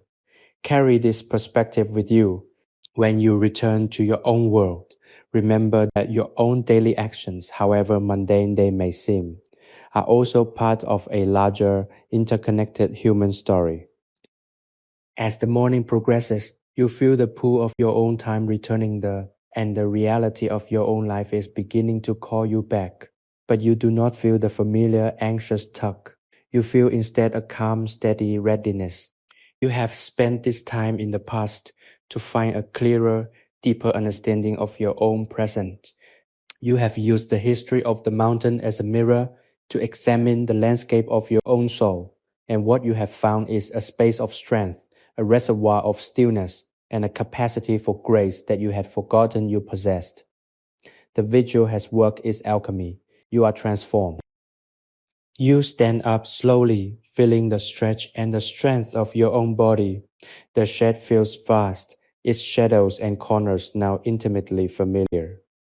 You take one final look at the bamboo, the hearth, the cedar planks, and the sunlight dancing on the floor, capturing the image in the quiet, permanent gallery of your memory. You are ready, you step forward, moving toward the open door, moving toward the daylight, and moving toward the world. But you are not the same person who stepped into the shadows of the previous evening. You have walked the mountain's path, you have kept the watch, and you have come home to yourself. The peace you have found is not a gift you were given. It is a space you have built, brick by brick, moment by moment. You are finally, entirely, and beautifully at rest, and you are ready to begin again. Stepping through the threshold of the shed and into the bright, open expanse of the estate, you are greeted by the cool, crisp mountain wind that sweeps down from the highest ridges. The sunlight is brilliant, painting the tea bushes in shades of deep verdant emerald and subtle dusty silver as the dew begins to evaporate. You stand on the edge of the terrace, looking out over the endless rolling waves of the plantation, a landscape that seems to go on forever, folding into the distant mist-shrouded valleys. The scale of the view is staggering, a reminder of the vast, indifferent beauty of the earth. Yet here, amidst the order of the terraces and the purposeful movement of the workers, you feel a sense of profound personal connection. You are part of this landscape, a brief observant thread in the tapestry of the mountain's enduring story. The work of the estate continues around you, a symphony of activity that is as rhythmic and predictable as the turning of the seasons. You hear the soft metallic snipping of the shears, the light rhythmic crunch of footsteps on the gravel paths, and the occasional cheerful call of a worker to a colleague. It is a world defined by the cycle of the harvest, and you have seen the core of that cycle, the quiet, hidden, and deeply transformative work that happens within the walls of the shed. You carry the memory of that stillness within you, a quiet, internal weight that anchors you, even as you stand on the precipice of your return to your own reality. The lesson you have learned is clear. The most profound work, the most significant change often happens in the quietest, most unnoticed corners of our lives. Think of the way the sunlight warms your shoulders as you walk toward the edge of the estate. The sensation is simple, yet it is a profound testament to the reality of the present moment. In the life you led before you found this sanctuary, you were often distracted by the need to categorize, to analyze, and to anticipate, but here you are content to simply experience the warmth, the scent of the crushed tea leaves, the sound of the wind, the sight of the valley. These are not things to be captured, analyzed, or stored away. They are to be lived. This is the essence of mindfulness, the ability to be fully present with the truth of your own experience. It is a capacity you have sharpened through your vigil, and it is a capacity you will take back with you into your own daily existence. As you walk, you reflect on the history you have witnessed. It is not just the history of the tea, but the history of human perseverance, of the quiet, dogged determination to create something beautiful, something lasting in a world that is always changing. You have been granted a window into a past that feels more real than the present, a place where values like patience, integrity, and stewardship were the cornerstones of daily life. By carrying these values forward, you are honoring the work of those who came before. You are not just returning to your life, you are returning with a renewed sense of purpose, a commitment to live with the same care and the same attention to detail that you witnessed in the heart of the mountain. The path ahead begins to slope downward, leading you away from the heart of the estate and toward the edge of the forest that marks the boundary of the known world.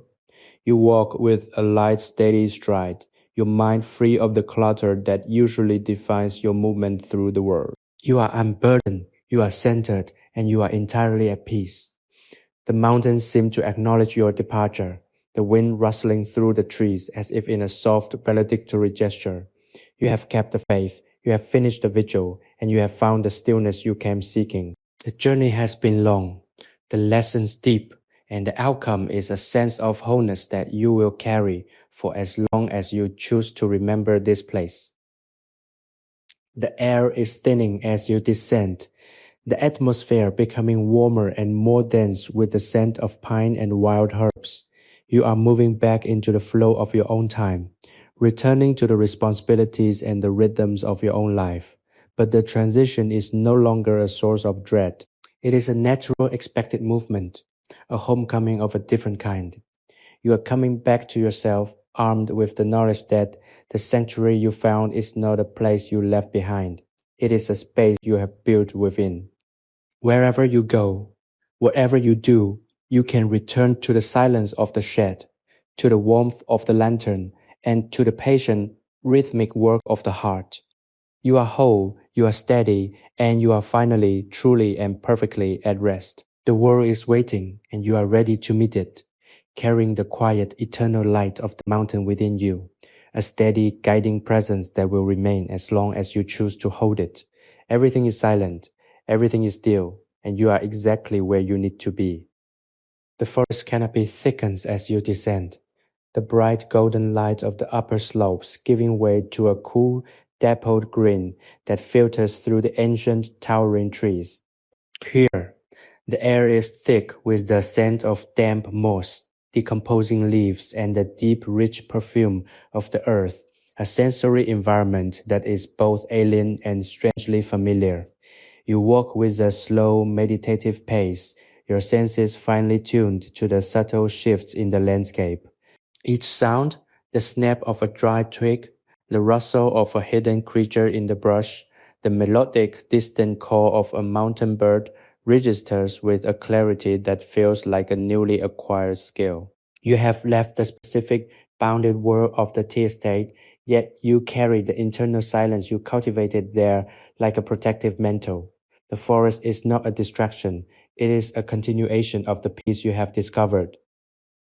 Consider the silence of the woods. It is a dense, living thing, filled with the quiet, persistent pulse of growth and decay. In this silence, you find an echo of the stillness you maintain in the shed. You are realizing that the peace of the mountain was not a unique property of that specific place, but a quality of the world itself, a fundamental underlying state that is always present, provided we stop moving long enough to notice it. By walking through these woods with the same intentness you apply to your vigil, you are extending the duration of your peace. You are proving to yourself that the sanctuary you build is portable, a structure of the spirit that moves with you, grounded in the simple, honest act of being present. As the trail levels out, the dense forest begins to open, revealing small, sun-drenched clearings that pulse with the energy of the midday heat. You stop in one of these, allowing yourself a moment of total uninterrupted rest.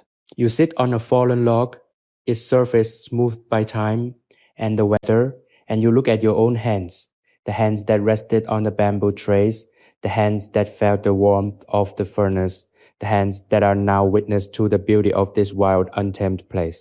They feel stronger, more capable, and somehow more real. You have been engaged in an experience that has stripped away the superficial, leaving behind a core of self-reliance and quiet confidence. You are, for the first time in a long while, entirely comfortable in the silence of your own company. The journey home, the return to the life you left behind, feels less like an ending and more like a bridge. You are carrying with you a reservoir of stillness that will allow you to navigate the complexities and the demands of the modern world with a different kind of authority. You know that you do not need to be overwhelmed. You know that you can step out of the frantic stream of external expectations and return to the quiet, steady rhythm of your own heart. This is the ultimate gift of the mountain, the knowledge that your own peace is not a fragile thing to be protected, but a robust, enduring foundation, upon which you can build a more intentional, more mindful existence. The path ahead winds further down the slope, leading toward the lower foothills, where the world begins to show the faint, indelible marks of human civilization. A stone wall, a narrow, clear track, the distant, thin plume of smoke from a hearth. These markers do not trigger a sense of loss or a desire to retreat. Instead, they evoke a sense of integration. You are not meant to live in the shed forever, nor are you meant to reside solely in the forest. You are meant to live in the world, bringing the stillness of the mountain with you. You are a bridge between the quiet, eternal truths of the earth and the busy, fleeting necessities of human life. You are a participant in both, a witness to the harmony that can exist when the two are allowed to coexist in a state of balance. The sun is beginning to dip lower now, painting the sky in soft bruised purples and pale burning golds. The landscape is changing, the wildness of the mountains giving way to the gentle rolling contours of the valley floor. You reach the point where the terrain fully opens and you see the world before you, vast, complex, and waiting for your return. You pause one last time, turning back to look toward the peaks, now shrouded in a soft lilac-hued mist. You feel a deep, silent gratitude for the experience, a recognition of the transformative power of your own stillness. You have walked the path, you have kept the watch, and you are returning to your life with a heart that is steady, a mind that is clear, and a spirit that is at last truly, profoundly, and permanently at rest. Everything is ready. The walk is finished, and the life you are returning to is a life that you are now prepared to fully, consciously, and beautifully inhabit. The transition from the wild, rugged slopes to the familiar contours of the valley floor feels less like a descent and more like a return to a landscape you have been away from for an eternity. The air, once sharp and crystalline, is now warmer, carrying the scent of tilled soil, blooming flora, and the distant, comforting hum of the human world. As you walk, your stride remains rhythmic, a lingering echo of the pace you set for yourself during your long hours in the shed. You find that you are observing the world differently now. The trees are not just trees, but living, breathing entities participating in the same cycle of life that you witnessed on the mountain. The stone walls, crumbling and moss covered, are not just ruins but markers of the persistent, quiet passage of time. You are seeing the world through the lens of the peace you have cultivated, and it is revealed to be a far more beautiful and interconnected place than you previously understood. Consider the nature of this shift in perspective before your journey. You likely moved through your environment with a focus on where you were going, what you needed to do, and how quickly you could get there. You were constantly in a state of anticipation, a condition that inevitably leads to anxiety and a sense of fragmentation. Now you are in a state of integration. You are moving through the world without needing it to be any different than it is. You are witnessing the small unfolding details of the landscape, the way the light plays on a leaf, the way the wind catches the tall grass, the way the shadows shift as the afternoon deepens. This is the hallmark of a centered life, the ability to find a depth of meaning in the ordinary and to move through the world with a sense of purpose that does not depend on the speed of your travel. As you reach the outskirts of the village, you see the signs of life returning. A faint rhythmic thumping of a wooden loom, the distant laughter-filled chatter of children playing, and the steady, welcoming glow of a lantern being lit on a front porch. These are not distractions from your peace. They are the context for it. Your quiet internal sanctuary is not meant to be a place of isolation, but a foundation for engagement. You are returning to these people, these sounds, and these rhythms, but you are doing so with the ability to remain present and steady, regardless of the chaos or the noise. You have discovered that you can be the eye of the storm, a point of stillness that remains unshaken by the demands of the world around you. Reflect on the power of the vow you kept during your vigil. It was not a vow of silence, nor a vow of poverty. It was a vow of presence. You promised yourself that you would see the process through, that you would witness the entire cycle of the harvest, and that you would remain until the task was complete. This commitment is the key to your transformation. In your life, you are often pulled away from your true intentions by the allure of the quick, the easy, and the immediate. But by staying the course, you have learned the value of completion. You have seen how things unfold when they are given the time, the space, and the attention they require. This lesson is the most precious harvest you are bringing home.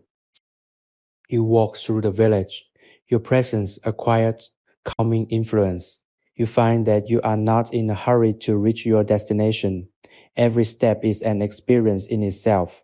Every breath, a conscious act of gratitude. The people you pass do not see the traveler who left so many hours ago. They see someone who carries a different quality of presence, someone who is grounded, steady, and entirely at ease. This is the outward manifestation of your internal transformation. You have become a reflection of the stillness you found on the mountain, and that stillness has a gravitational pull of its own. It is a quiet, steadying force that draws others toward it, a testament to the fact that peace, when it is truly lived, is contagious. The sun has finally dipped behind the horizon, leaving the world in a soft twilight purple that settles over the valley like a blanket. The first stars are beginning to pulse in the darkening sky. Their light a familiar, comforting presence that reminds you of the night you spent in the shed. You realize that the journey was not about reaching a specific place, but about arriving at a specific state of being. You have reached that destination, your home, both in the sense of returning to your life and in the sense of finally being at home within yourself. You have completed the vigil, you have finished the work, and you are ready. As you look up at the vast, unfolding night, you feel a deep, resonant completeness. You are entirely, perfectly, and beautifully at rest, and you are ready to begin the next chapter of your life, carrying the light of the mountain in your heart forever. The threshold of your own home feels different now, not as the end of a journey, but as a gateway back into a world you now view with profound, quiet clarity. As you step inside the familiar surroundings, the books, the soft textures of your living space, the gentle hum of the house settling into the evening, greet you not with demands, but with a sense of welcoming presence. You are not the same person who left the internal landscape you have cultivated over the long, arduous vigil on the mountain has followed you home, remaining as a sturdy, reliable foundation beneath your feet. You find that you can move through these rooms with a deliberate, intentional grace, feeling the weight of your own existence as a source of comfort rather than a burden to be carried. The silence of the house is not empty. It is a space that you have filled with the stillness you brought back from the Darjeeling heights. Think of the contrast between the life you were living before this retreat and the one you are now inhabiting. Before, there was a constant underlying friction, a sense that time was something you were constantly losing, that energy was something you were perpetually depleting, and that presence was a luxury you could rarely afford. Now, you understand that these were the symptoms of a mind that had forgotten how to rest. You have learned that time is a container, not a commodity, and that by choosing to fill it with intention rather than urgency, you can change the entire quality of your existence. This is the miracle of the mountain. It didn't change the world around you. It changed the way you relate to the world, providing you with a map to a state of being that is both resilient and restorative. The memory of the shed, the scent of the cedar, the soft papery rustle of the leaves, the golden filtered light remains vivid, a sensory archive you can access at any moment. When you feel the familiar encroachment of stress or the sudden sharp demand of an external deadline, you only need to close your eyes and return to that sanctuary. You can feel the coolness of the mountain air on your skin.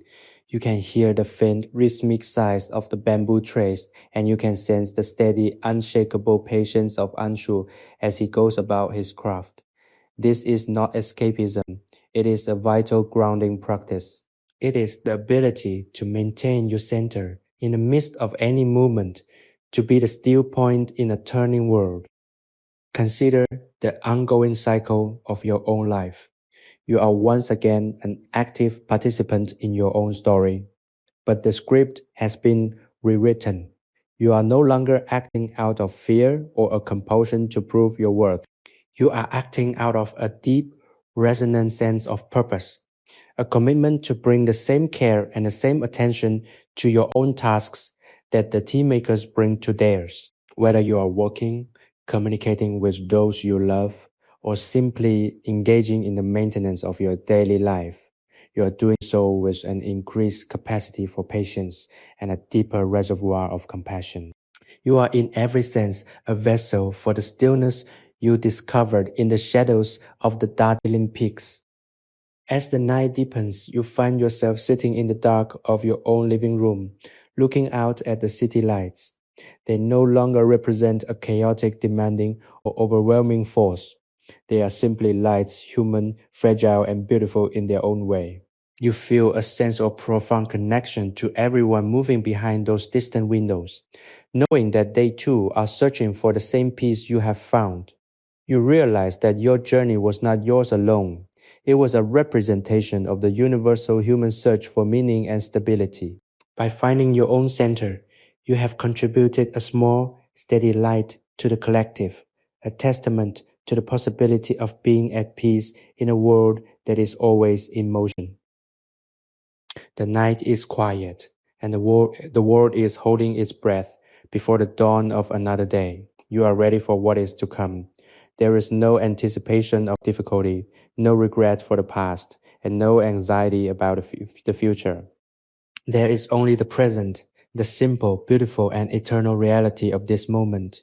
You are anchored, you are whole, and you are entirely at rest. The vigil has been kept, the lesson has been learned, and the peace has been integrated into the very marrow of your being. As you prepare to sleep, you feel a deep, resonant sense of gratitude for the journey, for the mountain, for the tea, and for the grace of being exactly who and where you are. You close your eyes, the last thought in your mind being the quiet mountain-grown stillness, and you drift into a deep, restorative sleep, perfectly at peace with the world, with your life, and with yourself. The first light of morning in your own room is not a stark golden infusion of the shed, but a soft domestic glow that filters through your curtains, touching the objects of your daily life with a familiar gentle warmth. As you awaken, you find that the stillness you cultivated on the mountain has not evaporated with the dream. It remains a deep-seated quiet current in the center of your consciousness. You feel the physical reality of the day, the weight of the blankets, the rhythm of your own breathing, and you realize that the vigil has fundamentally altered your baseline. You are no longer rising to meet the day with a sense of duty or tension, but with a sense of unfolding, as if you are a flower opening to the sun, responding naturally to the demands of the moment without the interference of anxious anticipatory thought. Think of the way you move through these first few minutes.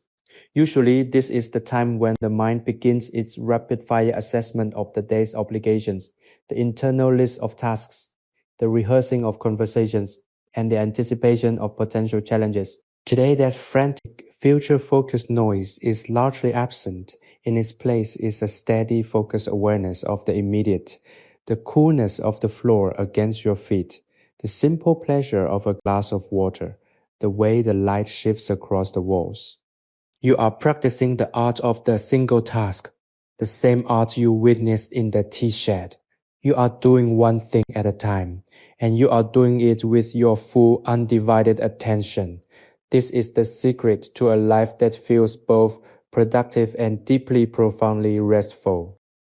As you begin your day, you notice that your interactions with the world are subtly transformed because you are not carrying a heavy burden of expectation or anxiety. You are more open, more observant, and more receptive to the needs of those around you. You listen more deeply, you speak with more considered intent, and you find that the habitual irritations that once defined your morning interactions have lost their power. You are not trying to be a different person. You are simply allowing your most centered, most authentic self to emerge, unencumbered by the layers of stress you used to habitually wear. It is a quiet, radical shift in how you relate to the external world, and it is a gift that you are offering to everyone you encounter. Reflect on the nature of the mountain as an internal state. You have learned that you do not need to physically relocate to a high-altitude tea estate to access the peace you found there. The mountain is a state of mind, a reservoir of stillness that resides within your own psyche. Whenever you feel the urge to speed up, to worry, or to lose yourself in the chaotic demands of the world, you can make a conscious choice to go to the shed. You can, in the space of a single breath, re-anchor yourself in the memory of that mountain silence, the smell of the cured leaves, and the patient rhythmic work of the tea makers. This is the power of the journey you have taken. You have established a permanent internal coordinate for peace. The afternoon arrives, and with it, the inevitable accumulation of tasks, requests, and challenges. In your past life, this was the point where the fraying of your patience would begin, the moment where the need for a break or an escape would become an urgent physical ache. Today, you navigate the flow of these demands with a different quality of presence.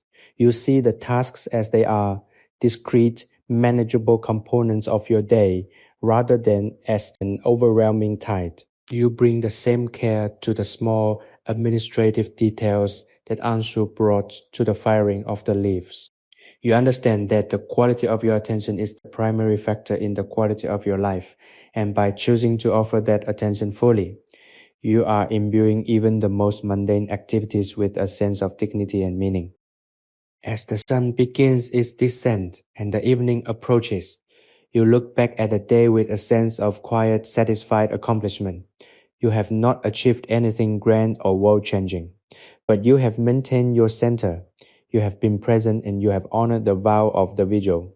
This is the real, lasting, and transformative work. The peace you have found is not something you keep like a hoard of gold. It's something you practice, something you live, and something you continuously renew through the choices you make every hour of the day. You are the architect of your own sanctuary, and you are building it moment by moment in the landscape of your own life. Everything is silent, everything is still, and you are exactly where you need to be. You are at rest, and you are ready to begin again tomorrow with the same quiet, enduring, and beautiful intention. The days have begun to weave themselves into a seamless golden thread of existence. You find that the distinction between life on the mountain and life at home has blurred, not because you have forgotten the Darjeeling slopes, but because you have successfully bridged the two worlds. The stillness you once associated exclusively with the high altitude shed has become the ambient temperature of your own mind. When you walk through the city streets amidst the noise of engines, the rush of crowds, and the endless digital chatter of the modern era, you carry a pocket of silence within you. It is a protective, invisible barrier that allows you to observe the chaos without becoming part of it. You see others rushing, frowning, tethered to their devices, and instead of feeling the old urge to join their frantic pace, you feel a deep, quiet empathy. You recognize their struggle because it was once your own, and you understand that they too are searching for a way to stop the turning wheel. Consider the discipline required to maintain this state. Peace you have learned is not a passive destination, it is an active practice. It requires the constant, vigilant choice to return to the present moment, to breathe into the tightness of the chest, and to let go of the stories the mind insists on constructing about what must be done or what has gone wrong. Each time you choose this, you are performing an act of self-preservation that is as vital as the work the tea makers perform on the mountain. You are cultivating your own inner landscape, ensuring that the soil remains fertile for clarity, compassion, and resilience. This is the ultimate quiet revolution, to remain centered in a world that thrives on your distraction. As you sit in your favorite chair, watching the shadows stretch across your study, you contemplate the endurance of the objects around you. They have witnessed your transformation. The books, the desk, the soft light of the lamp. These are the stage upon which you have performed your own private rite of passage. You think of Anshu perhaps at this very moment, finishing a late evening inspection of the drying trays in 1870. The connection feels physical, a resonance across time that defies the rational mind. You realize that you have become part of a lineage of people who value the slow, the steady, and the intentional. This lineage spans centuries and cultures, and it is founded on the simple, radical belief that human dignity is found in the quality of our attention. The challenges of your professional life have not vanished, rather, they have been reframed. Where once you saw obstacles, you now see opportunities for refinement. When a project becomes complex or a deadline looms with an unreasonable proximity, you do not panic. Instead, you adopt the mindset of the gardener or the craftsman. You identify the most essential task. You focus your resources and you perform the work with the same methodical, respectful care that you observe in the shed. This approach has not only reduced your stress, but has significantly improved the quality of your output. It turns out that when you stop rushing, you stop making mistakes. When you stop fighting the reality of the work, you find the most efficient and elegant paths to completion. This realization brings a profound sense of lightness to your spirit. You are no longer trying to control the world, you are successfully navigating it. You have shed the armor of anxiety that you once wore as a badge of competence. In its place, you wear a cloak of genuine, quiet confidence, the confidence of someone who knows they can handle whatever the day brings, not because they are invincible, but because they are centered. You have learned to trust yourself. You have learned that the most important resource you possess is not your talent, your status, or your speed, but your ability to remain at home within your own skin. As the evening wanes into the deep velvet dark, you feel a sense of profound, abiding completeness. The house is still, the world outside is turning, and you are exactly where you need to be. You have integrated the visual. The mountain is no longer a place you visited. It is a permanent feature of your internal geography. You can reach it in a heartbeat, in the blink of an eye, by simply dropping into the soft rhythmic silence of your own breath. You have reached a state of grace that you will carry forward, a steady guiding flame that will light your path through all the days and years to come. Everything is silent, everything is still. You are fully at rest, not because the world has stopped, but because you have finally stopped resisting the world. You are in every true and lasting sense, finally, perfectly and beautifully at home. The reflection in the mirror reveals a face that has settled into a new quiet topography of ease. The lines around your eyes and mouth, once etched with the sharp, tense map of constant frantic decision-making, have softened, replaced by a more relaxed, open expression that seems to invite the world rather than fend it off. You stand there for a moment, simply observing yourself, not with the critical eye of the perfectionist, but with the compassionate, steady gaze of a friend. It is a moment of profound acknowledgement, not of vanity, but of recognition. You see the person who spent the night in the shed in Darjeeling, the person who watched the sun rise over the mountain terraces, and the person who has brought that mountain silence into the heart of this modern home. You have become a container for that peace, and it is beginning to radiate outward, touching the lives of those you encounter in ways you might not even fully comprehend. Think of the ripple effect of your presence. A colleague at work, usually frayed and irritable, catches your eye during a moment of high pressure, and seeing your steady, grounded focus finds their own pulse slowing down. A friend, caught in a cycle of worry, hears the measured, calm tone of your voice and discovers that they too can step back from the edge. You have become a silent, grounding influence. You are not preaching, you are not teaching, you are simply being. By inhabiting your own stillness, you provide permission for others to inhabit theirs. This is the most powerful way to lead, to parent, to love, and to exist in a world that so often feels as though it is spinning off its axis. You have learned that peace is not a private, selfish indulgence, but a public, essential gift. The days continue to unfold with a newfound rhythmic beauty. You find that you have developed a different relationship with the passage of time. The past, which you once used to store your regrets and your longings, is now a library you visit with curiosity and detachment, not with a desire to live there. The future, which you once populated with your fears and your frantic planning, is now a wide, open field of possibility which you approach with a sense of playful, grounded curiosity. You are no longer living in the memory of what was or the anticipation of what might be. You are entirely, vibrantly alive in the present. This is the ultimate freedom, the liberation from the tyranny of the mind's time traveling, and the anchoring of the soul in the absolute, undeniable, and beautiful now. Consider the objects that surround you, the simple things that you interact with every day, because you now approach them with the same attention you gave the bamboo trays and the iron furnace in the shed. They have taken on a new, sacred quality. Your morning tea is not just a drink, it is a ritual, a moment to reconnect with the spirit of the mountain and the grace of the process. The way you organize your workspace is not a chore, but an act of creating harmony in your immediate environment. Even the way you walk through your home is a form of moving meditation. You have realized that there is no mundane life. There is only the life you choose to notice and the life you choose to ignore. By choosing to notice, you have made your entire world a sanctuary. As you look out the window at the city beneath the soft, twilight sky.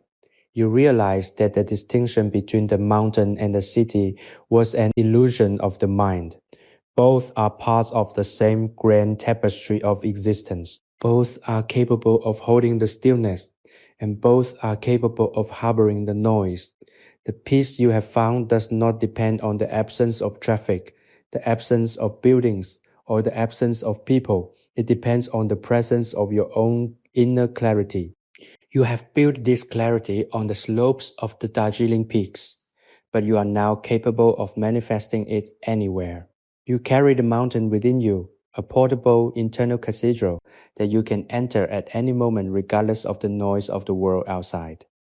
The night is quiet and the world is again preparing to rest. You feel a deep, resonant, and permanent contentment. The vigil you began so long ago has not really ended. It has simply evolved into the way you breathe, the way you think, and the way you are. You have kept the promise of your own soul. You have honored the process of your own growth, and you are at this moment completely and utterly at rest. The peace you have found is not a fleeting, temporary thing. It is the fundamental truth of your being. As you close your eyes, you feel the familiar cool breath of the mountain wind, the scent of the cured bronze leaves, and the weightless golden light of the dawn. You are home. You are in every true, deep, and lasting way, finally, perfectly, and beautifully at rest. The morning arrives with a clarity that feels almost crystalline, a sharp, crisp edge to the light that mirrors the internal state you have worked so long to achieve. You find yourself rising before the city begins its habitual roar, enjoying the rare hushed hours that precede the day's demands. There is a profound quiet luxury in this time, a period where the world is not yet asking anything of you, and where you are free to exist simply for the sake of existing. You move through your home with a deliberate, slow grace, each action becoming a form of meditation. The way you brew your morning coffee, the way you adjust the curtains, the way you sit in the quietude of your own space, all of these things are performed with the same intensity of presence that you once applied to the drying of the tea leaves on the mountain slopes. You are living the lesson you learned in that Darjeeling shed, that the importance of a task is not found in its size, but in the attention you bring to it. Think about the way the mind now works.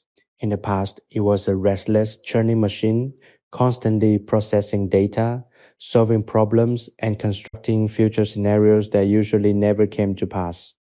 Now, it has become a wide, still, and reflective surface, much like a mountain lake on a windless day. It is capable of great depth, of holding complex information with ease, and of responding to the world with a clarity that is born of stillness. You have learned that your capacity for peace is directly proportional to your ability to let go of the need for mental stimulation. You are comfortable with the quiet. You are comfortable with the void. In fact, you have come to treasure the moments where there is absolutely nothing happening, because those are the moments where you are most acutely aware of the miracle of being alive.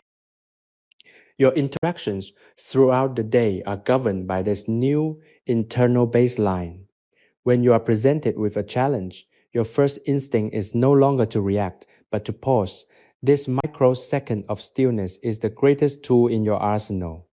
It is the gap between the stimulus and the response, the place where you have the freedom to choose your action rather than being driven by your habits. In this gap, you find the room to breathe, to reflect, and to approach the situation with intelligence and compassion.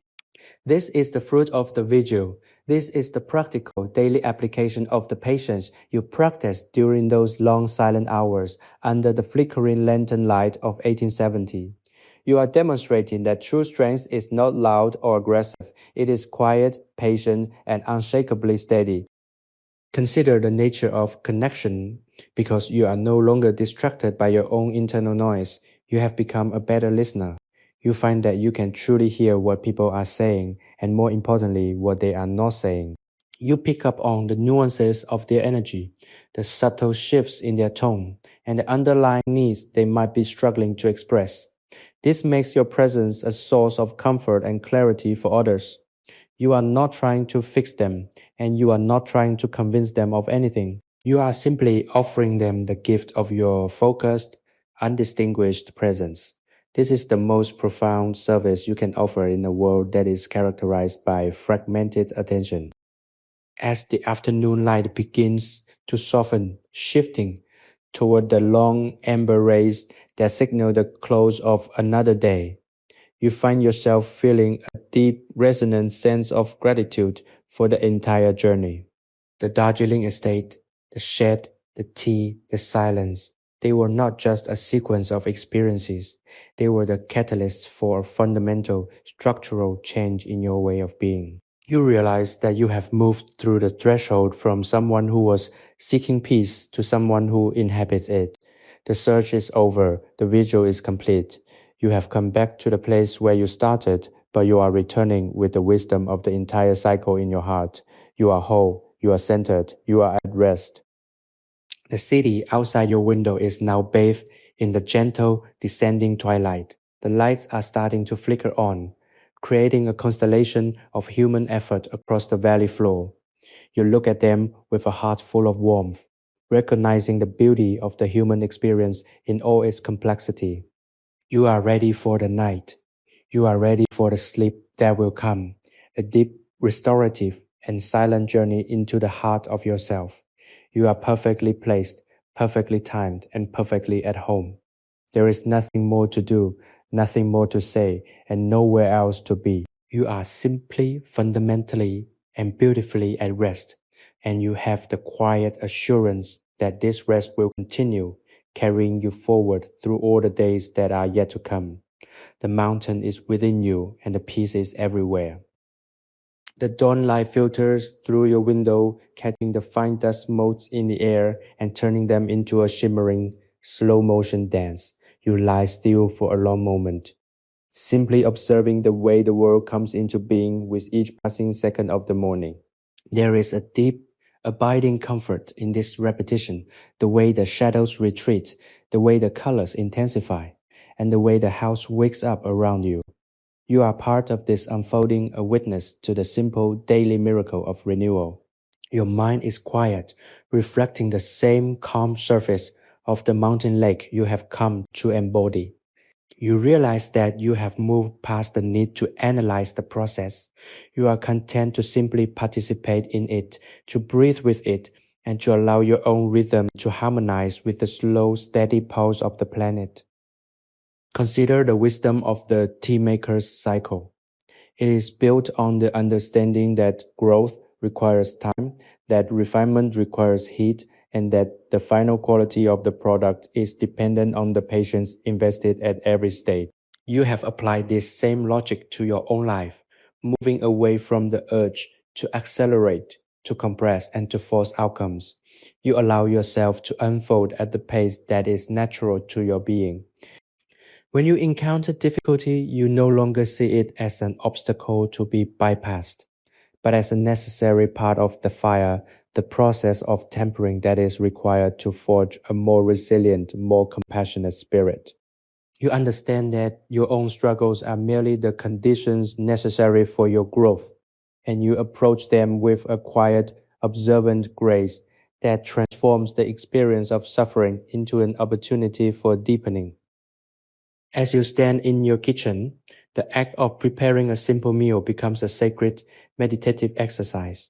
You are aware of the weight of the objects, the texture of the materials, and the subtle unfolding transformation of the ingredients under your care. You are not thinking about the next hour or the next week or the legacy you are building. You are entirely present with the task at hand. This is the secret to a life that is truly lived rather than merely endured. You are finding that when you fully commit your attention to the small things, the big things tend to resolve themselves. You have moved from a place of constant reactive management to a place of proactive, intentional being. Reflect on the nature of your relationships, which have undergone a similar silent evolution. Because you are more grounded, you are less needy, because you are more observant, you are more empathetic, and because you are more at rest, you are more present for others. You have become a source of stability in the lives of those you care about, a calm, steady hand in their own turbulent times. You do not offer solutions, for you have learned that true strength is not found in controlling the external world, but in supporting the dignity of those who must walk their own paths. You have learned to listen, to witness, and to hold space, the same way the mountain held you during your long, dark, and silent vigil. The afternoon sun fills your space with a golden warmth, and you find yourself sitting in a chair, watching the light change on the wall.